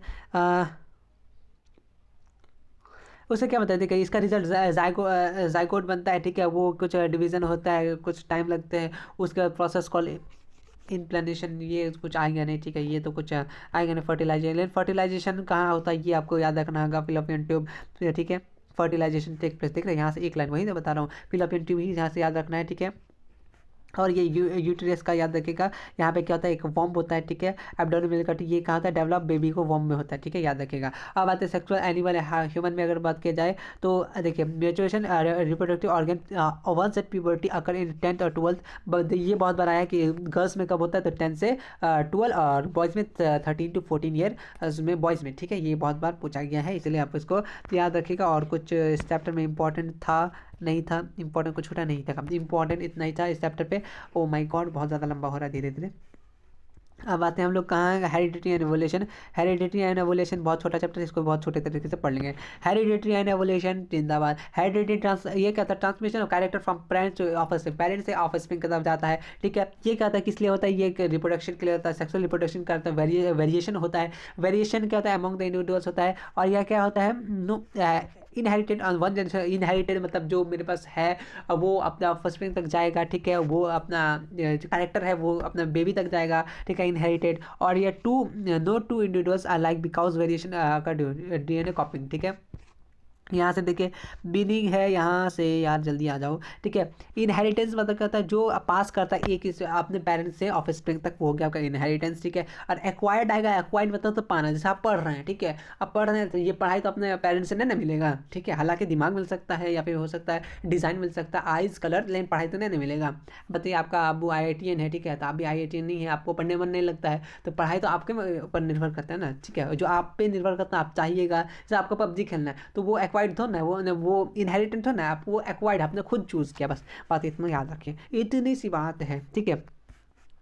इसमें कहते हैं study of heredity biological genes बोलते हैं, it also study of mechanism variation create and, देखिए। और यहाँ पे याद रखना important, DNA found all cellular is carried heredity information of the parent, ये DNA ही रखता है, क्योंकि आपने बताया कि DNA इन्फॉर्मेशन कैरी करके रखता है। DNA information sources like maintain proteins, genes क्या होता है, ये gene is the important unit, ये इंपॉर्टेंट जीन का यूनिट ऑफ DNA होता है, वो जो क्या कहता है, गवर्न करता है synthesis of the protein and turn control formation of the hormone, ठीक है, याद रखिएगा, ठीक है। Enzymes are many characteristic traits, ठीक है, उसका through the genes tried pass to one, genes किससे ही होता है, जीन्स से, किससे, जीन, वो भूत और वो वाला जीन नहीं है, ये जीन्स है, ठीक है, वो पहनने वाला भी जीन्स नहीं है, ये जीन है, याद रखिएगा, ठीक है। जैसे कलर हुआ पे भी, आइज़ का कलर वो अपने अबू के आँख की तरफ होता है ना, उसे बोलते हैं, तो वो किससे, जीन के तरफ से।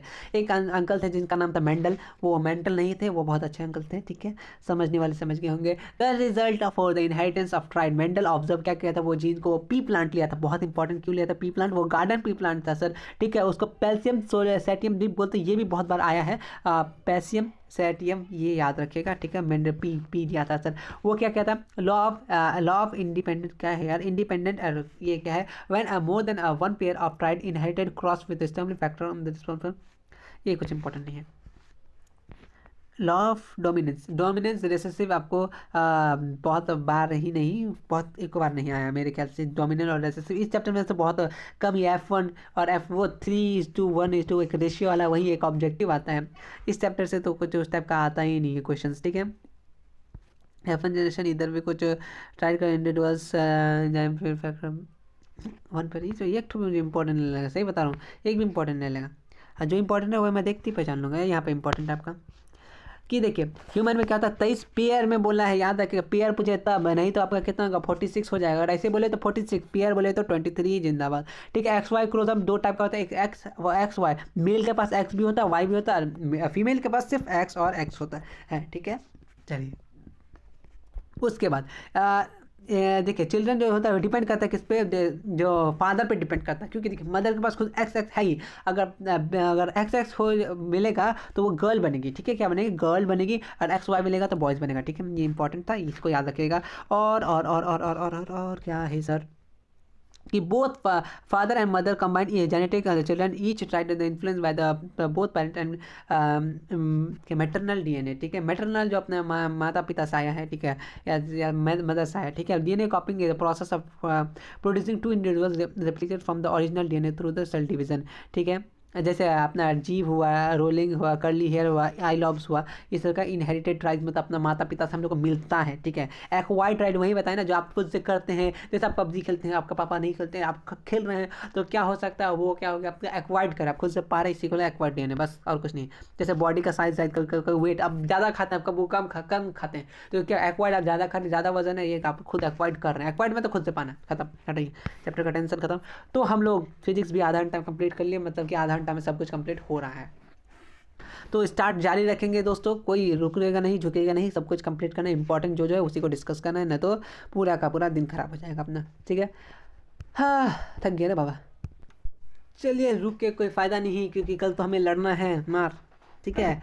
चलिए यहाँ पे साइन कन्वेंशन इंपॉर्टेंट है, लेकिन यहाँ पे तो मैं कैसे समझाऊँ, इधर वाला देखिए, इधर पॉजिटिव रहेगा, डिस्टेंस इधर नेगेटिव रहेगा, और ये आपका हाइट अगर नीचे रहा, डाउनवर्ड रहा तो नेगेटिव रहेगा, ऊपर रहा तो पॉजिटिव होगा, बस और कुछ खेला नहीं है। ये आपको मैंने पहले बताया था कि ऑब्जेक्ट को अगर ये वाला तो चार्ट याद कर लीजिएगा, क्या ही बताऊँ, फोकस पे रखे तो between C and F, beyond C, after C, at C, ये सब बहुत बार पूछा जाता है। ये एनसीईआरटी से याद करिएगा, मुझे यहाँ तो कुछ समझ नहीं आ रहा है, एनसीईआरटी वाला बेस्ट वहाँ से अच्छे से याद कर लीजिएगा, ये इंपॉर्टेंट है, ठीक है, ये भी इंपॉर्टेंट है, ठीक। ये आपका चार्ट ही है, सीधा चार्ट को चार्ट जाना है।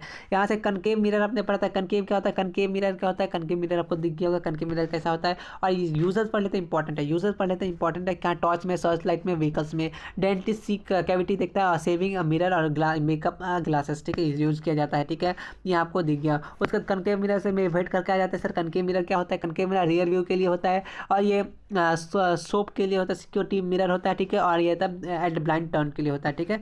उसके बाद स्पेरिकल मिरर का टाइप्स हम लोग पढ़ेंगे। मिरर का जो टाइप होता है वो दो टाइप का होता है, ये एक होता है स्पेरिकल और एक प्लेन मिरर। स्पेरिकल मिरर किसको बोलेंगे सर, स्पेरिकल मिरर दिख जाओ भाई, स्पेरिकल पार्ट ऑफ ग्लास होगा, स्फेयर होगा, ठीक है, स्फेयर होगा, और whose inner outer surface polish रहेगा एज एंड रिफ्लेक्टिंग, ठीक।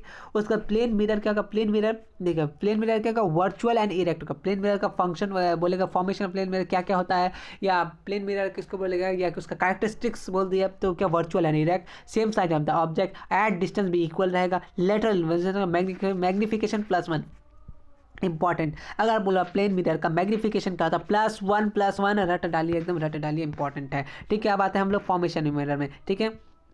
फॉर्मेशन ऑफ मिरर क्या होता है, देखिए जब आपस में क्या लाइट क्या करता है, मीट करते हैं, टू लाइट और एक्चुअली मीट, जब ये तुम जो मिल गए, जहाँ मिल गए वहीं रास्ते बन गए, तो वहीं रास्ते तभी हम लोग का क्या बनता है, इमेज बन जाता है, ठीक है। वो वाला इमेज नहीं, मतलब कि इमेज, फोटो तू खींच मेरी फोटो, ठीक है। अब आते हैं रिफ्लेक्शन और रिफ्रैक्शन, दो इंपॉर्टेंट टर्म है बहुत, देखिए। रिफ्लेक्शन बोले तो the angle of incidence equal to angle of reflection, जितना आया सनम उतना गया सनम, सीधा सीधे काम खत्म, ठीक है, समझ गए होंगे। और रिफ्रैक्शन देखिए, refraction when light fall polish surface और वो रिफ्लेक्ट बैक कर देता सेम मीडियम में, ठीक है, सेम मीडियम में, उसको बोलेंगे रिफ्रैक्शन, ठीक है। देखिए उसके बाद देखिए टाइप ऑफ इमेज, देखिए हमने क्या पढ़ा वहाँ मिरर का टाइप पढ़ा, यहाँ पे हमने क्या type of mirror, spherical mirror का दो पार्ट पढ़ लिया हमने, ठीक है, टाइप ऑफ स्फेरिकल, या फिर आप इसको बोल सकते हैं कि फॉर्मेशन ऑफ मिरर में दो टाइप का, स्फेरिकल मिरर, प्लेन मिरर। अब आते हैं इमेज के टाइप में, ये बहुत बना था वर्चुअल इमेज का कैरेक्टरिस्टिक बताओ, रियल। तो वर्चुअल होता है वो क्या करता है, अपेयर टू मीट करता है, मतलब वर्चुअल मतलब काल्पनिक होता है, ठीक है। कैन नॉट ऑब्टेन स्क्रीन, इसको स्क्रीन पर अपडेट नहीं किया जाता है, एमसीक्यू यहाँ से आता है, which image can not be obtain on screen, तो वर्चुअल इमेज, याद हो गया। हमेशा इरेक्ट इमेज कौन फॉर्म करता है, वर्चुअल, ठीक है। उसके बाद इरेक्ट मतलब सीधा, ठीक है। रियल इमेज क्या होता है, वो कहता है एक्चुअली मीट करता है, एक्चुअली जैसे ये कुछ मिरर है, ये लाइट पास हुआ, यहाँ से पास हुआ, ठीक है, और अपना यहाँ से कुछ पास हुआ, ये कुछ लाइट से पास हुआ, आपस में मिला, तो वो कुछ होगा, आपने इमेज फॉर्मेशन में देखा होगा एक्चुअली इमेज। और इसको अपडेट कर सकते हैं स्क्रीन पे लेटरली इन्वर्टेड इमेज, ये उल्टा होता है, जैसे अपना इमेज, ठीक है, वो उल्टा होता है, लेकिन हमारा ब्रेन क्या करता है, सीधा करके दिखाता है, ठीक है। ऊपर आते हैं, छत के ऊपर नहीं, यहीं पे आते हैं। मैग्नीफिकेशन बहुत बड़ा है, H1/H या जो बोलिए, H/H बोलिए, ठीक है। Height of image by height of object, सीधा सीधी याद रखिए। अगर अगर पॉजिटिव है, इंपॉर्टेंट है, याद करें। एम अगर पॉजिटिव है तो वर्चुअल इमेज होगा और इरेक्ट बनेगा। एम अगर नेगेटिव है तो रियल इन्वर्टेड होगा। और एम अगर क्या है, बड़ा है, 1 से बड़ा है तो मैग्नीफाइड बनेगा, ठीक है। सॉरी शायद मैं उल्टा बोल रहा हूँ। एम अगर ये मतलब कि मैग्नीफिकेशन अगर 1 से बड़ा है तो मैग्नीफाइड होगा, और 1 से बड़ा मतलब 1 से छोटा है, यार क्या तुम भी बता रहे हो बच्चे सबको। मतलब बड़े लोग हैं अपने, बट बच्चे कहाँ। एम क्या है, अगर मतलब कि नो मैग्नीफाइड मतलब छोटा होता है, मैग्नीफाइड मतलब छोटा छोटा, और एम क्या हुआ, एम अगर पॉजिटिव होगा मतलब प्लस में आ गया, मतलब एक से ज़्यादा हो गया वो डिम, अरे मैग्नीफाइड मतलब बड़ा होता है, डिमिनिश मतलब छोटा होता है। क्या तुम बोल रहे हो, पानी पी के आओ, तुम्हारा दिमाग काम नहीं कर रहा है। देखिए डिमिनिश मतलब छोटा, अगर एम से एम एक से छोटा हुआ तो वो अपना डिमिनिश्ड हो गया, एक से बड़ा हुआ तो अपने मैग्नीफाइड हो गया। ठीक है, मैग्नीफाइड मतलब बड़ा, बड़ा करके देखो, मैग्नीफाई करके देखो, डिमिनिश मतलब छोटा। ठीक है, सॉरी फॉर डिस्टर्बेंस, थोड़ा मैं कंफ्यूज हो गया था, हो जाता हूँ, क्या कर सकता हूँ। मेरा formula 1/f = 1/v plus 1/u, जिंदाबाद कर सकते हैं। Radius of curvature R, object U का object, image real image distance, focal length f/2। देखिए फोकल लेंथ किसी ने उनका नाम पता नहीं, मैं स्पेलिंग भी भूल जाता हूँ कई बार। r/2, देखिए f इक्वल टू क्या है, r/2। अगर आपको रेडियस ऑफ कर्वेचर दिया हुआ है तो आप इसको क्या 2 को मल्टीप्लाई कीजिएगा f/2 या 2 × f कीजिए, बात बराबर है। रेडियस निकालना है तो अगर मान लीजिए आपको क्या फोकल लेंथ दिया हुआ तो आप रेडियस/2 कर दीजिएगा। ठीक है, समझ में, जो दिया हुआ है रेडियस दिया हुआ है तो आप फोकल लेंथ मतलब कि रेडियस अगर दिया हुआ है तो फोकल लेंथ निकालने बोलेगा तो ये निकालने बोलेगा। अगर आपको रेडियस निकालना है तो फोकल लेंथ इसे मल्टीप्लाई करके आंसर निकल जाएगा, ये नॉर्मली ईजी है। ठीक है, मैग्निफिकेशन ये पूरा का पूरा आपका हो गया। अब आता है रिफ्लेक्शन पार्ट में। रिफ्लेक्शन यहाँ पे क्या हमने रिफ्लेक्शन पढ़ा था, रिफ्लेक्शन अच्छा रिफ्लेक्शन था, सॉरी, यहाँ पे 2 लॉ होता है, रिफ्लेक्शन रिफ्लेक्शन किसको बोलेंगे, जो आया सनम और वापस उसी मीडियम में चल दिया उसको बोलेंगे। ठीक है, ये रिफ्लेक्शन, हम रिफ्लेक्शन पढ़ लेते मिस्टेक से, पता नहीं सही बताया था कि गलत, लेकिन अभी सही कर लीजिए। रिफ्लेक्शन किसको बोलेंगे सर, ऐसा करे कि जो ट्रैवल इन अनदर मीडियम, एक मीडियम से आए दूसरा मीडियम में चला गया, मतलब कि जैसे आप लोग इंग्लिश से मतलब इंग्लिश से आए और हिंदी में जाने वाले थे, लेकिन मैं बचा लिया आप लोगों को। ठीक है, the Fino of the binding of light when travel from one medium, तो ये अपना एयर से आया, ये अपना कुछ गिलास में पानी था तो हल्का सा क्या करे इधर ये बिंड कर गया। ठीक है, ये याद रखिएगा। Speed of light change from the one medium to another, speed of light change करता है किसमें, ये मीडियम पे। ठीक है, याद रखिएगा। ठीक, उसके बाद लॉज ऑफ रिफ्लेक्शन 2 होता है, ये भी याद रखिए। इंसिडेंटली रिफ्लेक्टेड नॉर्मल सब क्या करता है, एक इस प्लेन पे लाई करते हैं, और स्नेल्स लॉ सेकंड, मतलब इसका जो सेकंड पॉइंट है इसको स्नेल्स लॉ बोलते हैं, जो angle sine i by sine r होता है, जो कांस्टेंट रिफ्लेक्टिव इंडेक्स होता है, ये याद रखेगा। स्फेरिकल लेंस तो शायद मिट गया है, ठीक है, वो बाउंडेड बाई ट्रांसपेरेंट टू ये हो गया अपना स्फेरिकल मिरर, खत्म कहानी है क्या इसमें। अब पहले पार्ट्स पढ़ लेते हैं यार, चलिए कनकेव और कन्वेक्स पढ़ लेते हैं। कन्वेक्स लेंस क्या होता है, ये थिक होता है सेंटर फ्रॉम सेंटर में, और थिन होता है कॉर्नर में, और कन्वर्जिंग लेंस होता है। Convex lens converging lens, concave lens diverging lens, ये भी थिक होता है और थिक होता है कॉर्नर में, और कहता है अरे यार मिटाइए दिए क्या बने गुंडा रहे तू। थिन क्या होता है, ये सेंटर होता है सर, जस्ट इसका अपोजिट है सर, और कुछ है ही नहीं। ठीक है, पावर ऑफ लेंस पढ़ लेते हैं। Power of lens reciprocal important है, power of lens reciprocal focal length, इसको हम लोग डी से दिखाते हैं। 1 dioptre is the power of lens whose focal length is 1 metre, याद रखिएगा। पावर ऑफ लेंस का फॉर्मूला है, ठीक है।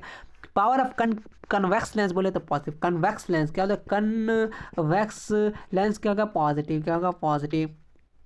ठीक है, अच्छा मैं आपको याद करने का तरीका मुझे अभी याद आ गया। देखिए कन्वेक्स, देखिए CONVEX, अगर लेंस है तो ये एक्स को आप थोड़ा सा अपोजिट करके देखिए तो क्या ये प्लस का जैसा दिख रहा है, हाँ दिख रहा है। आप लोग इधर से स्लाइड करके देखिए ये एक्स का प्लस जैसा दिखता है, हाँ बिल्कुल है। यानी कन्वेक्स लेंस में अगर तो क्या पॉजिटिव होगा, क्या पावर ऑफ लेंस। ठीक है, उसके बाद यहाँ कनकेव लेंस में तो कनकेव लेंस, देखिए ईवी माइनस जब भी लिखते हैं हम लोग ईवी लिखते हैं क्या, हाँ माइनस हम लोग को नेगेटिव लिखते हैं, तो ये नेगेटिव हो गया, याद रख सकते हैं। अगर आपको याद है तो कोई दिक्कत नहीं है। पावर ऑफ लेंस का कॉम्बिनेशन मतलब जोड़ होता है, आपको पावर लेंस दे देगा, P1 प्लस का P2 प्लस का P3 करके जोड़ देना है, आंसर आ जाएगा। ठीक है, अब आते हैं रिफ्लेक्टिव इंडेक्स। देखिए रिफ्लेक्टिव इंडेक्स सर थोड़ा सा हाँ चलेगा, कोई दिक्कत नहीं। Reflective index sine speed of light in medium, और स्पीड लाइट सेकंड मीडियम पे डिपेंड करता है। ठीक है, speed of light in medium called optical denser. देखिए medium which speed of light less is called optical, और जब बहुत ज़्यादा होता है वहाँ पे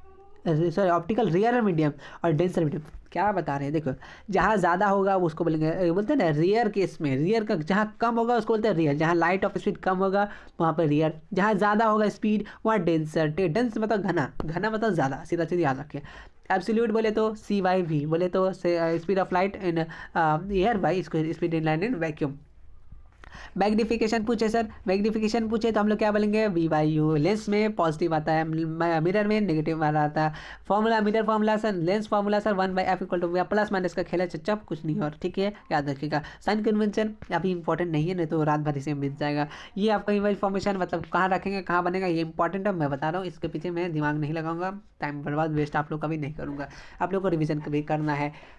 और कुछ ही चैप्टर है, और कुछ ही चैप्टर है, ठीक है, ये चैप्टर आपको कंप्लीट हो गया। अब आते हैं हम लोग नेक्स्ट चैप्टर जिसका नाम है ह्यूमन आई कलरफुल वर्ल्ड। देखिए इस चैप्टर में जो इंपॉर्टेंट है ज़्यादा उस पर हम लोग फोकस करेंगे। सबसे पहले आपको याद रखना प्रिज्म क्या होता है सर, ये कितने सरफेस है, 3 2 5 याद रखिएगा, दोनों मिला कर पूछ देता है कितना सरफेस है कितना फेसेस है, तो आपको याद रखना 5 5 5 5, ठीक है। तो चलिए यहाँ पे 5, ये इसमें एक ही चीज़ याद रखना, ये 5 कलर का था। फॉर्मेशन ऑफ स्पेक्ट्रम जिसमें 7 कलर होता है, जिसको हम लोग विब गियर बोलते हैं, ठीक है। स्पेक्ट्रम फॉर्म डिफरेंट कलर जब बिंड करता है थ्रू द ग्लासेस, ठीक है, ये भी आपको प्रिज्म याद रखना है। यहाँ पे आपका फॉर्म हो रहा है जैसे कि आपको दिख रहा है, ठीक है। यहाँ पे एक इंपॉर्टेंट ब्लैक मार्क्स से देखा है, violet colour the bend maximum in maximum, and red क्या है, लीस्ट बिंड करता है। Reflective glass is the largest for violet colour, and least क्या है in reflective of glass is the largest for violet colour, least क्या है red colour में, ठीक है।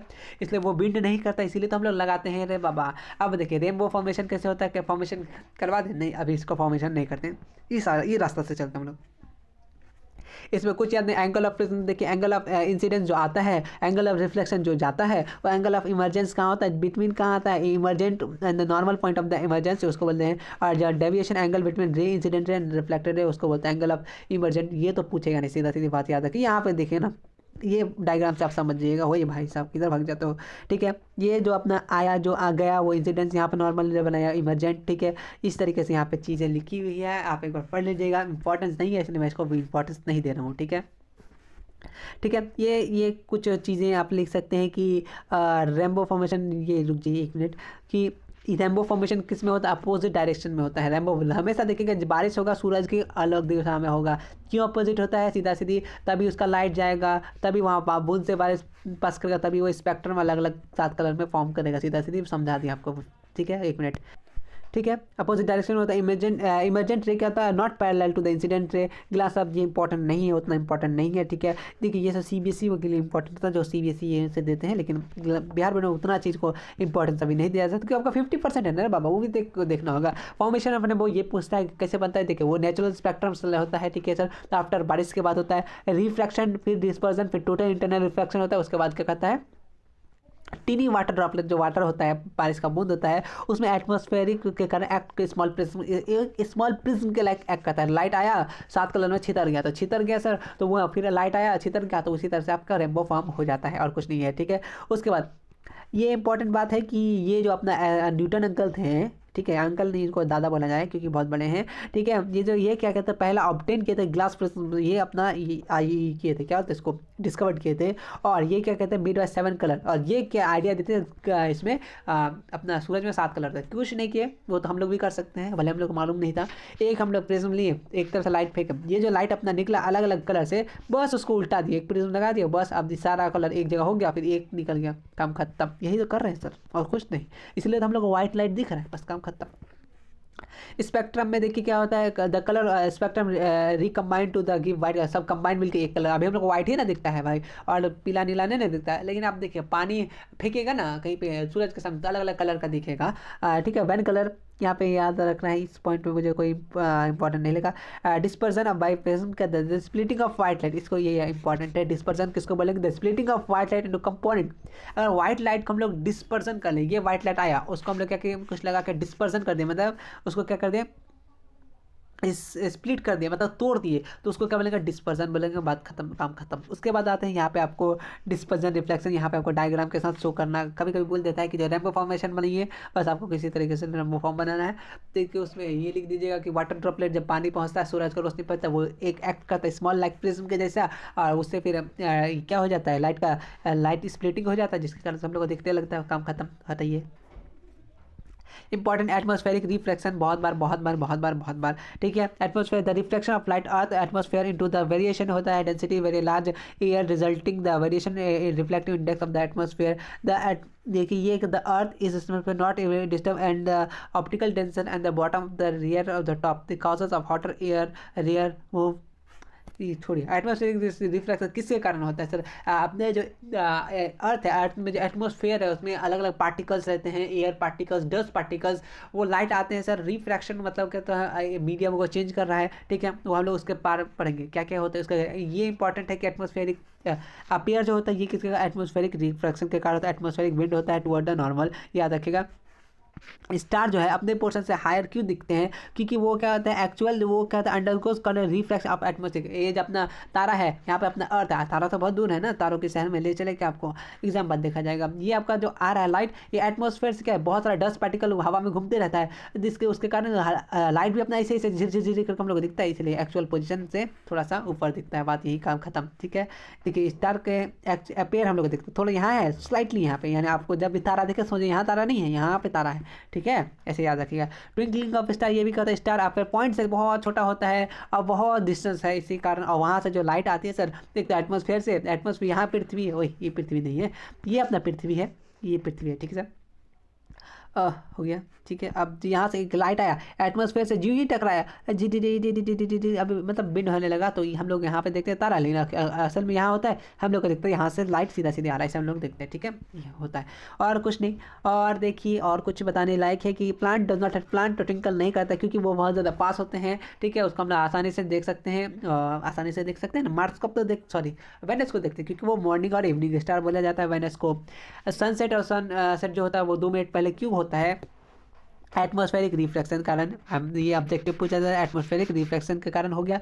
और इसका कारण क्या क्या है कि जो वो ऑप्टिकल रेयर मीडियम और ऑप्टिकल डेंसर मीडियम है कि दे इंटर द अर्थ एटमॉस्फेयर आ जाते हैं, उसके कारण से होता है, ठीक है। 2 मिनट आफ्टर और 2 मिनट बाद में, ये किसके कारण होता है? ये इंपॉर्टेंट है सबसे ज़्यादा, एटमॉस्फेरिक रिफ्लेक्शन के कारण। इसका सब्जेक्टिव में अब तो आपको लिखा ही चुके हैं, इसलिए उसको पढ़ लीजिएगा और तो आपको पढ़ ही देंगे, उम्मीद करते हैं। apparent flattened distance of the sun is also due to same phenomena। ये कुछ इंपॉर्टेंट नहीं था भाई, ठीक है, ठीक है, बहुत अच्छी बात है। यहाँ से कुछ कुछ इंपॉर्टेंट है, उसके बाद ये भी चैप्टर खत्म। स्कैटरिंग ऑफ लाइट के, स्कैटर लाइट का ऐसा फिनोमिना बहुत इंपॉर्टेंट है, ये बहुत इंपॉर्टेंट है, बहुत अच्छा खासा इंपॉर्टेंट है। ऐसा फिनोमिना जो डायरेक्शन चेंज ऑफ लाइट, इसका slighting like atom, molecule, dust particle, water droplet, ये एक स्कैटर होता है, ठीक है। और उसके बाद है टिंडल इफेक्ट, किसको बोलेंगे? 5 नंबर में आता है। When sunlight passes through dense forest, जब देखिएगा आपको कोई जंगल जाइएगा, या फिर छोड़िए ना जंगल क्यों जाना, जंगल में शेर है, हम लोग घर पे देख, घर का खिड़की से जब धूप आता है तो एक लाइट दिखेगा इस तरह से, एकदम डस्ट पार्टिकल सब आपके रूम में आएगा, वो क्या एक पाथ दिखा रहा है, उसी को बोलते हैं टिंडल इफेक्ट, और किसी को और नहीं बोलते हैं, ठीक है। The phenomena of scattering of light, colloidal particle क्या कोलाइड करता है, इस जैसे स्मॉग, धुआं हुआ, टीनी वाटर ड्रॉपलेट्स, वो सब में डस्ट पार्टिकल प्रेजेंट होता है एटमॉस्फेयर में, ठीक है। Colour of scattered light depend on the upon size of the particle, किस पे डिपेंड करता है? साइज ऑफ पार्टिकल्स पे, ठीक है।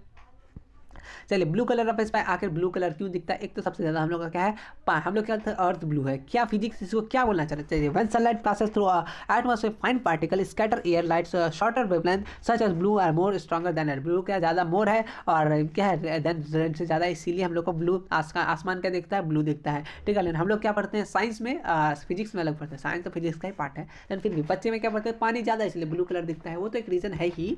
और क्यों? क्योंकि हम लोग क्या होता है, जो हम लोग एटमॉस्फेयर वो फाइन पार्टिकल होता है, जो स्कैटर शॉर्टर वेवलेंथ का होता है, और ये कहता है ब्लू मोर देन रेड से ज़्यादा इसका ये होता है वेवलेंथ, इसीलिए, ठीक है, याद रखिएगा शॉर्टर वेवलेंथ, ठीक है, शॉर्टर वेवलेंथ होता है। ये वाला देख लीजिए ना, ये लाइन, ठीक है। उसके बाद है कि स्काई यहाँ पर डार्क क्यों दिखता है? कि वहाँ पर लाइट की है, कोई एटमॉस्फेयर ही नहीं है, जब एटमॉस्फेयर नहीं है तो स्कैटर कहाँ से होगा? वो लोग खुद बाहर है। अब देखिए यहाँ पृथ्वी है, यहाँ इतना हम लोग का एटमॉस्फेयर है, ये ऊपर वाला पार्ट, ठीक है, और यहाँ पे खड़ा है, कहाँ से होगा भाई? लॉजिकली वाला बात है, ठीक है। देखा danger signal red as least, इसका क्यों देखिए डेंजर को हम लोग रेड से दिखाते हैं, क्यों? क्योंकि वो रेड फॉग और स्मोक को ये बाई फॉग और स्मोक से भी वो क्या करता है? लीस्ट स्कैटर करता है, मतलब फैलता नहीं है, ठीक है। सनसेट और सनराइज किसके होता है? देखिए the sun near the horizontal and sunset surrounding have travel much larger part of the atmosphere due and most of the light shorter wavelength blue light कहता है, ब्लू शॉर्टर वेवलेंथ के साथ blue light हो गया, ठीक है, हमें याद रखिएगा। और रेड क्या है? हैव लॉन्गेस्ट वेवलेंथ, सबसे लंबा वेवलेंथ लॉन्गेस्ट का हो गया अपना रेड लाइट, और शॉर्ट क्या हो गया? ब्लू हो गया। ये लीस्ट क्या करता है? लीस्ट स्कैटर करता है सर, ठीक है, ठीक है, ये आपका समझ में आ गया। यहाँ से तो कुछ इंपॉर्टेंट नहीं लगा मुझे, इंपॉर्टेंट लाइन, और ये चैप्टर भी आपका कंप्लीट हो गया।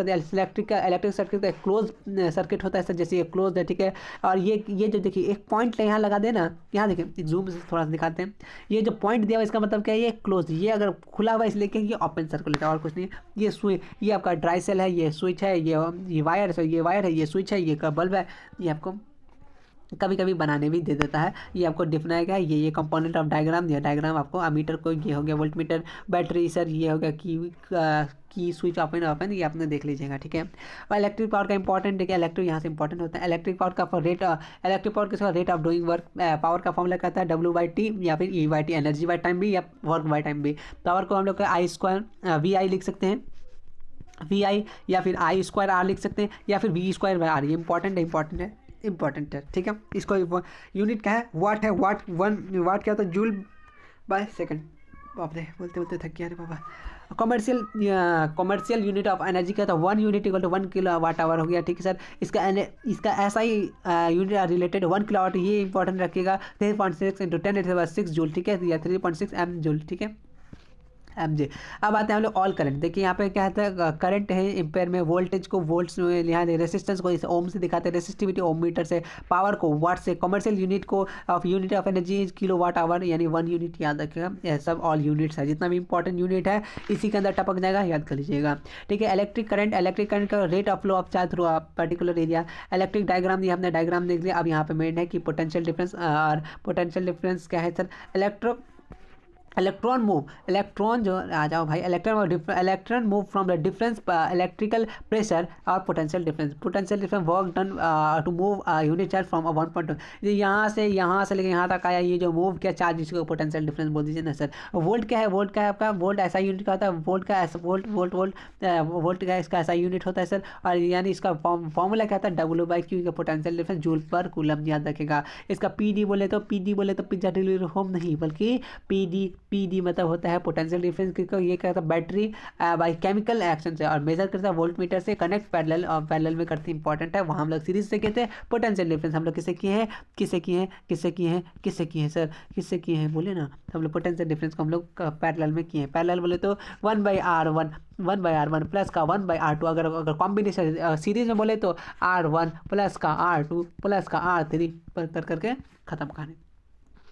यहाँ थोड़ा बहुत और भी चीज़ें हैं यहाँ पे डिस्कस किया गया थोड़ा बहुत, ठीक है। इलेक्ट्रिकल एनर्जी किसको बोलेंगे sir, electrical total energy by current done, total work done by current बोलेंगे। इसका फॉर्मूला याद रखेगा, या तो W/H या VIT या I²RT या V², ये बहुत इंपॉर्टेंट है, ये भी याद रखेगा।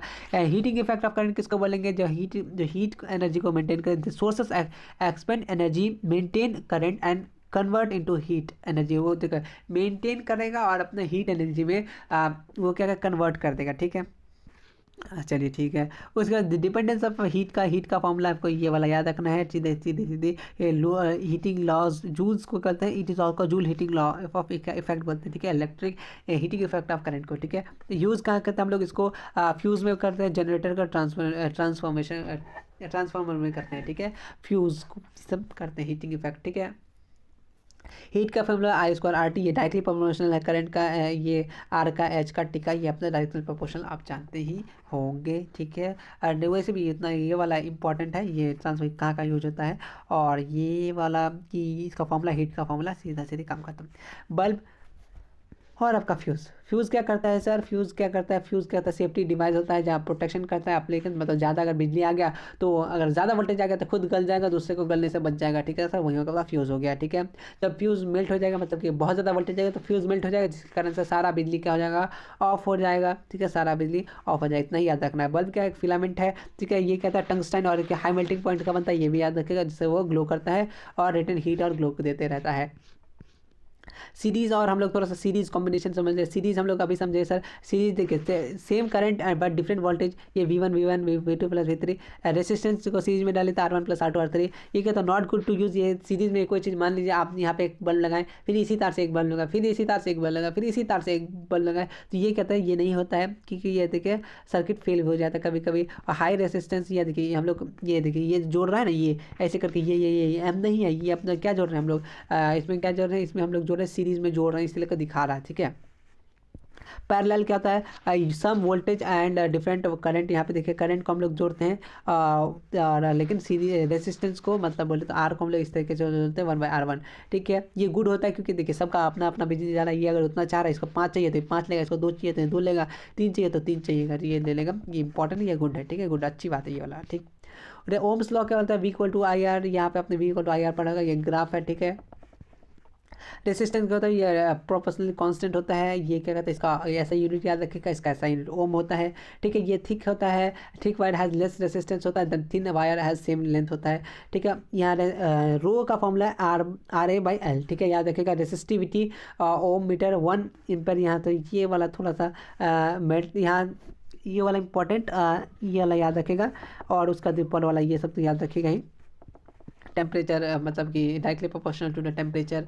मेटल अलॉय कहता है, metal of and alloy have low resistivity, और इंसुलेटर होता है हाई रेसिस्टिव होता है। अलॉय यूज टू मेक क्या कहते हैं, अलॉय डिवाइसेस दे आर क्या होता है, रेसिस्टिविटी हायर देन कंजूमेटर, do not oxidise rapidly, high temperature oxidise भी नहीं होगा। इस चैप्टर का पूरा पूरा सारांश था, और 2-3 चैप्टर है वो भी कर ही लेते हैं, क्यों ही छोड़े, थोड़ा बहुत ही है, ठीक है। अब बात हम नेक्स्ट चैप्टर में आगे देखिए, इस चैप्टर पे उतना ज़्यादा सब कुछ इंपॉर्टेंट नहीं है, कुछ कुछ चीज़ें याद रखना है आपको, वही चीज़ हम लोग डिस्कस करेंगे। बहुत ज़्यादा वीडियो बड़ा हो गया होगा, 2 घंटा के आसपास हो नहीं जा रहा होगा शायद, इसको छोटा करते हैं, स्पीड थोड़ा सा बढ़ा के इसको कम कर देंगे हम लोग, ठीक है।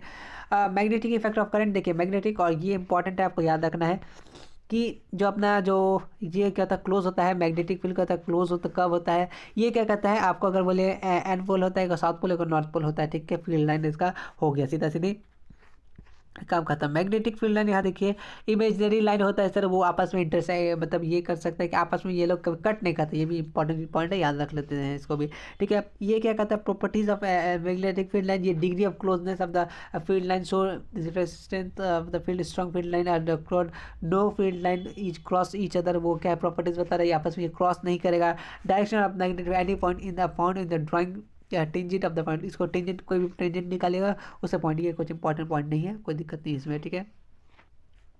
लेकिन यहाँ इंपॉर्टेंट है, सोलनॉइड किसको बोलेंगे, एक कॉइल होता है जो many turn insulator copper wire में, उसको closeness of the cylindrical pattern align similar to the bar में अराउंड बार मैग्नेट। ये याद रखना है कि जो field line inside are parallel straight line is indicate that field are uniform दिखाएगा, ठीक है। ये लूप्स भी बहुत कभी पूछे जाते हैं, ऑन किए ना भाई, हाँ ऑन की है, पता चला खत्म हो गया।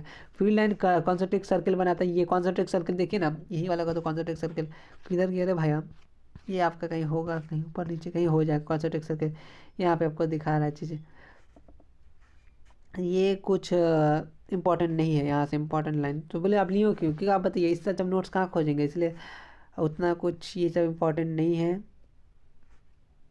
ये भी इम्पोर्टेंट नहीं है, ये भी इम्पोर्टेंट नहीं है, ये इंपॉर्टेंट नहीं है। मैग्नेटिक फील्ड देखिए ऑस्टेड क्या कहता है, ऑस्टेड ये इंपॉर्टेंट है। ऑस्टेड क्या कहता है, an electric current through a conductor produced in a magnetic field around it, direction of magnetic field given by right hand thumb rule, ये भी याद रखना है बस आपको, और कोई दिक्कत नहीं है। राइट हैंड थंब रूल क्या करना है, चलिए ये वाला इंपॉर्टेंट है, कभी कभी 5 नंबर में पूछ देता है तब उनका दिमाग खराब होता है। Imaginary that you have holding a current conductor your right hand, उसका हम लोग राइट हैंड को स्ट्रेच करना है, उसको विप करना है, बोले तब इस तरीके से घुमाना है।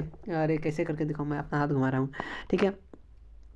और क्या है, then the current the direction of which finger wave, जिधर हम लोग फिंगर घूमेगा उधर का में करंट घूमेगा, सीधे ऐसे ऐसे हाथ घुमाइए और ऐसे ऐसे करंट घूमेगा, ये बताना चाह रहा है।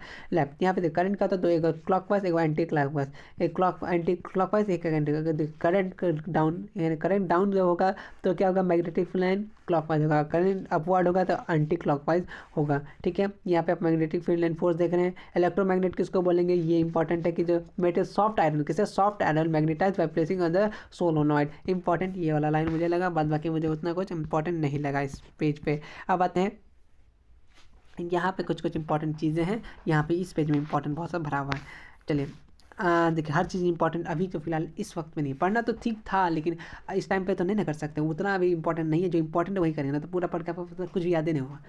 Force of the an electric current carrying conductor experience with the force when applies magnetic field, direction of देखिए डायरेक्शन ऑफ फोर्स किस पे डिपेंड करता है, करंट ऑफ मैग्नेटिक फील्ड पे, ये अच्छा पॉइंट है, इसको इंपॉर्टेंट रहेगा। मैक्सिमम करंट परपेंडिकुलर, तो ये भी पॉइंट है, याद रख लीजिएगा। Direction of force given, direction of force का फिलमिंग लेफ्ट हैंड रूल, ये इंपॉर्टेंट है। डायरेक्शन ऑफ फोर्स कौन देता है, डायरेक्शन ऑफ फोर्स कौन देता है, इंपॉर्टेंट। जो इंपॉर्टेंट बोलो वो सच में बहुत ज़्यादा इंपॉर्टेंट, सही बता रहा हूँ, क्योंकि कम टाइम में बहुत अच्छा पढ़ रहे हैं हम लोग, ठीक है, इतना भी कर लिया तो बहुत ज़्यादा है, ठीक है। अब लेफ्ट हैंड रूल का ये भी इंपॉर्टेंट है, इंपॉर्टेंट है, ये आपका एनसीईआरटी का एग्जाम्पल में आपको दिख जाएगा थोड़ा सा। देखिए थंब हैंड रूल क्या था, डायरेक्शन ऑफ फोर्स देगा था, फोर्थ फिंगर क्या देता फील्ड, फॉर सेंट्रल फिंगर क्या देता था करंट, ये भी याद रखिएगा, इंपॉर्टेंट बात है, ठीक है।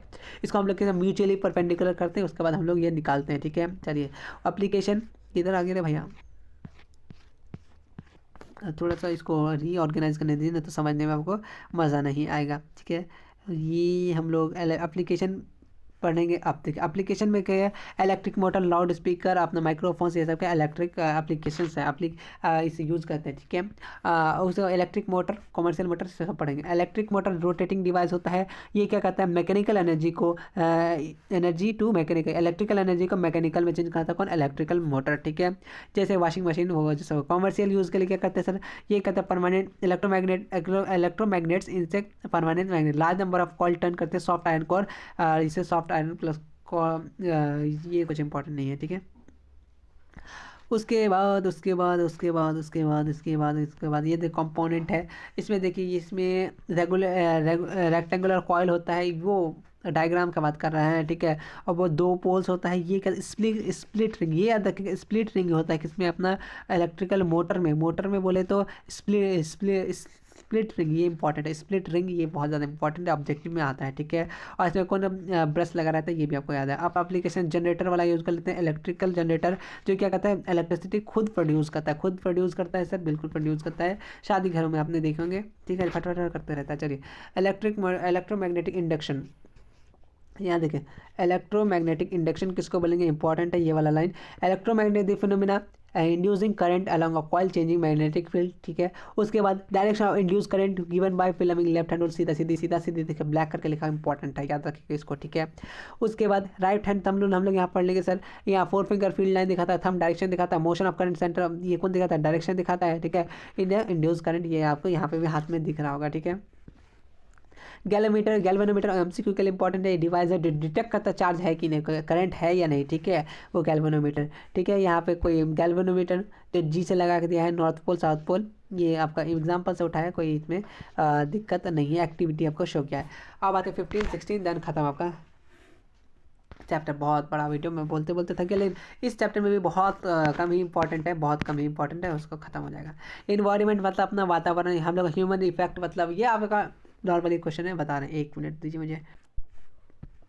अपना जो इन्वायरमेंट हो गया, ये क्या एक बायोलॉजिकल, जिसमें ऑल बायोलॉजिकल प्लांट हो गया, ठीक है, उसमें एनिमल हो गया, माइक्रोब्स हो, ये सब पार्ट है, ठीक है, ये सब को सराउंडिंग में जो सेंटर पाया जाता है, क्रिएट करता है हम लोग का इन्वायरमेंट को बनाता है, ठीक है। यहाँ पे ह्यूमन एक्टिविटी के कारण क्या कारण होता है, इंक्रीज द पॉपुलेशन हो जाता है, जिसके कारण बहुत ज़्यादा इन्वायरमेंट को बैड हो जाता है, ठीक है।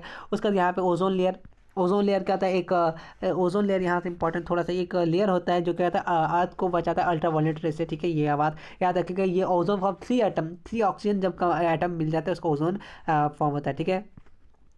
यहाँ से एक इम्पॉर्टेंट है ये ओजोन लेयर डिप्लीशन। देखिए ये क्या होता है, 1987 को क्या हुआ था, फ्रीज बॉर्डर CFC ये मेंबर कंट्रीज में बना था, ठीक है। उसका क्लोरोफॉर्म क्या CFC, ये क्या होता है सर, ये केमिकल होता है जो ओजोन लेयर को क्या कर सकता है, क्या करता है, ड्यूप्लीट करता है, मतलब छेद करके देता है। ये फाउंड कहाँ होता है, और इसी के कारण और भी सारी चीज़ें ओजोन लेयर को कारण CFC के कारण हो रहा था, ठीक है। डिस CFC क्लोरोफ्लोरोकार्बन, ठीक है, मोस्ट इंपॉर्टेंट केमिकल जो डिप्लीट कर रहा था किसको, अपना ओजोन लेयर को। अब बोला कि हम लोग किस तरीके से लेवल को, मतलब उस चीज़ को बचा सकते हैं हम लोग। बोला मिट्टी का कप, पेपर वेपर का ये सब इस्तेमाल कीजिए, सॉइल का ये सब इस्तेमाल कीजिए, क्लॉथ जूट का इस्तेमाल कीजिए, मतलब पॉलीथीन वॉलीथीन, मतलब इको के साथ, मतलब इन्वायरमेंट के साथ फ्रेंडली रहिए, ज़्यादा वेस्ट मत फैलाइए, यही सब भूले रहे हैं। ये सब कहने की बात है, कोई करता नहीं है, ठीक है। वेस्ट गार्बेज नॉन बायो, यहाँ पे इंपॉर्टेंट है बायोडिग्रेडेबल जो क्या होता है, ऑर्गेनिक वेस्ट होता है जो क्या कहता है ब्रोकन और सिंपलर माइक्रोस में टूट जाता है। बायोडिग्रेडेबल नॉन बायोडिग्रेडेबल जो टूटता नहीं है, जैसे पॉलीथीन हो गया, ग्लास बैग हो गया, एल्यूमिनियम कैन हो गया, सब हो गया, ठीक है। नॉन बायोडिग्रेडेबल वेस्ट का क्या हो गया, जो अपना कोई काम का ही नहीं है, और उसको तो वेस्ट बोलते हैं, सीधा सीधी आपको याद रखना है, ठीक है। नॉन बायोडिग्रेडेबल हम लोग डिब्बा में डालते हैं या फिर पन्नी में रख देते हैं, कोई दिक्कत नहीं है, बस इसी बहुत छोटा छोटा ये बात है, इसमें कोई दिक्कत नहीं है, ठीक। जो इंपॉर्टेंट बात है मैं उसको जरूर ले लूँगा, ठीक है। इकोसिस्टम, ये इंपॉर्टेंट इकोसिस्टम किसको बोलेंगे सर, इकोसिस्टम क्या होगा, interaction self situation of unit of the area compose of living and non living. Ecosystem में दोनों जो है, लिविंग भी नॉन लिविंग भी, all living and non living organism depend on the each other, हम लोग डायरेक्टली और इनडायरेक्टली है, ठीक है, ये एक दूसरे पे, ठीक है। जैसे प्लांट है उसमें हम लोग डिपेंडेंट है, वो हम लोग पर डिपेंडेंट है, सीधा सीधी बात है। नेचुरल इकोसिस्टम जो सेल्फ, ये सब याद रखिएगा, नेचुरल इकोसिस्टम किसको, इसका सब्जेक्टिव तो लिखा ही चुके हैं, self situated unit of the nature of the external component interact with each other, their survival and their no human efficiency, ठीक है, जिसमें ह्यूमन का कोई जरूरी नहीं है। आर्टिफिशियल इकोसिस्टम जो खुद इंसान बनाता है, आपने देखा होगा बहुत सारे ऐसे आर्टिफिशियल चीज़ बनाते हैं इंसान। फूड चेन, एक क्वेश्चन आ जाता है सर सीधा सीधे इस तरीके से, मतलब गाय किसको, घास को खाता है, घास इंसान को खाता है, कम खत्म वही वाला चीज़ें रहेगा इसमें, और कोई चीज़ें नहीं रहेगा, ठीक है। फूड चेन क्या करता है, यूनिडायरेक्शनल होता है, सीक्वेंस इवेंट होता है, जो एक न्यूट्रिशन अपना खान पान ट्रांसफर करेगा एक ग्रुप से दूसरे को, उसको खाएगा, उसको खाएगा, बस काम खत्म, ठीक है। इसी को हम लोग बोलते हैं ट्रॉपिक लेवल, क्या होता है, एक ईच स्टेप, इसी को स्टेप को हम लोग क्या होता है, ट्रॉपिक लेवल, ठीक है। फूड वेब, एक व्हाट इज फूड वेब एक बार आया था, इसको इसलिए हमने थोड़ा सा इंपॉर्टेंट दे देता हूँ। Several interconnection of food chain and the particular ecosystem from a work and a web, एक वेब जैसा है, ठीक है, इसी को बोलते हैं वेब लाइक स्ट्रक्चर। देखिए एनर्जी हम लोग 10% लॉ का इस्तेमाल कर सकते हैं, ये ट्रांसफर आपने बुक में पढ़ा होगा, 10% मतलब उसका 10% वो खाएगा, उसका 10% उसका 10% एनर्जी एक दूसरे ट्रांसफर कर सकते हैं, ठीक है। ये स्टार्ट कहाँ होता है, सन से स्टार्ट होता है, फिर धीरे धीरे धीरे धीरे चलते जाता है, ठीक है। उसके बाद यहाँ पर डिकम्पोजर कहता है, डिकम्पोज जो क्या कहता है, डेड एनिमल जब सड़गल जाता है, ये जो वो हो गया अपना डिकम्पोज, ठीक है, याद रखिए डिकम्पोजिशन।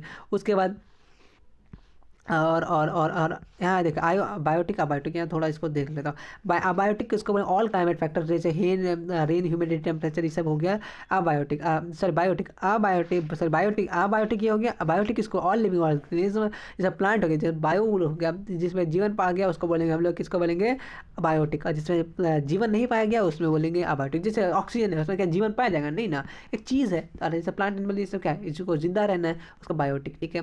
कंज्यूमर 3 टाइप का होता है, प्राइमरी कंज्यूमर, सेकेंडरी और अपना टेरिटरी। प्राइमरी में गॉट, ये डियर लेवल, ये सब याद रखिएगा। फ्रॉग में ये होता है स्मॉलर कार्निवोरस, सेकंड में आता है। और टेरिटरी में होता है जो फीड करता है, जैसे टाइगर, लायन, ठीक है। Large carnivorous feed on them, ठीक है। ह्यूमन का तो ऑल टाइप सब कुछ खा लेता है, इंसान सब कुछ खा लेता है। प्रोड्यूसर क्या होता है, जो क्या होता है खुद खाना बनाता है, जैसे all green plant and blue green algae. इसी के साथ हमने पूरा का पूरा साइंस को रट डाला। इसमें से कुछ टॉपिक छूटे भी होंगे तो आपको PDF मिल जाएगा, PDF तो कभी भी भेज देंगे, लेकिन वीडियो को एंड होने के बाद ही आएगा, लेकिन बहुत जल्दी नहीं आएगा, थोड़ा सा लेट करेगा, तो आपको वीडियो को देखना भी टाइम लगेगा आपको, इसीलिए आपको मिल जाएगा उम्मीद करते हैं आप वीडियो यहाँ तक देखोगे, यहाँ तक अगर देखेंगे तो कोई एक मेरा आंसर का नाम उस आंसर लिख दीजिएगा तो मैं समझ जाऊँगा आपने मेरा वीडियो पूरा देखा, मेरा मेहनत कामयाब हुआ, मैंने जितना पढ़ाया। कि क्वेश्चन ये रहा कि क्वेश्चन क्या पूछे वैसे आप लोग से? क्वेश्चन है कि मैथ का एग्ज़ाम कब हुआ था, ठीक है? ये मैथ का एग्ज़ाम, ये क्वेश्चन आपसे, ये आंसर आपको कमेंट में देना, तब मैं समझूंगा आप मुझे हमसे पूरा पढ़े। मैथ का एग्ज़ाम कब हुआ था, कब हुआ? 2000 आप लोग का 2023 का, ठीक है? आप लोग को इसका आंसर दीजिएगा तो मैं समझ जाऊंगा, तो आप लोग पूरा देखें हैं, नहीं तो मन ही मन दो खोलूंगा, क्या ही कर सकता हूँ। तो मिलते हैं SST के साथ। SST से थोड़ा सा अलग रहेगा क्योंकि हम लोग ने पूरा SCRT कंप्लीट करना है। तो मिलते हैं नेक्स्ट वीडियो में, तब तक के लिए थैंक यू। और अच्छे से एग्जाम दीजिए, पढ़िए, रिविजन कीजिए, रिविजन में ही डिवीजन है। हमने जितना ओवरऑल होना चाहिए था रिविजन हमने कर लिया बहुत कम टाइम में, 2 घंटा में, ठीक है? मिलते हैं next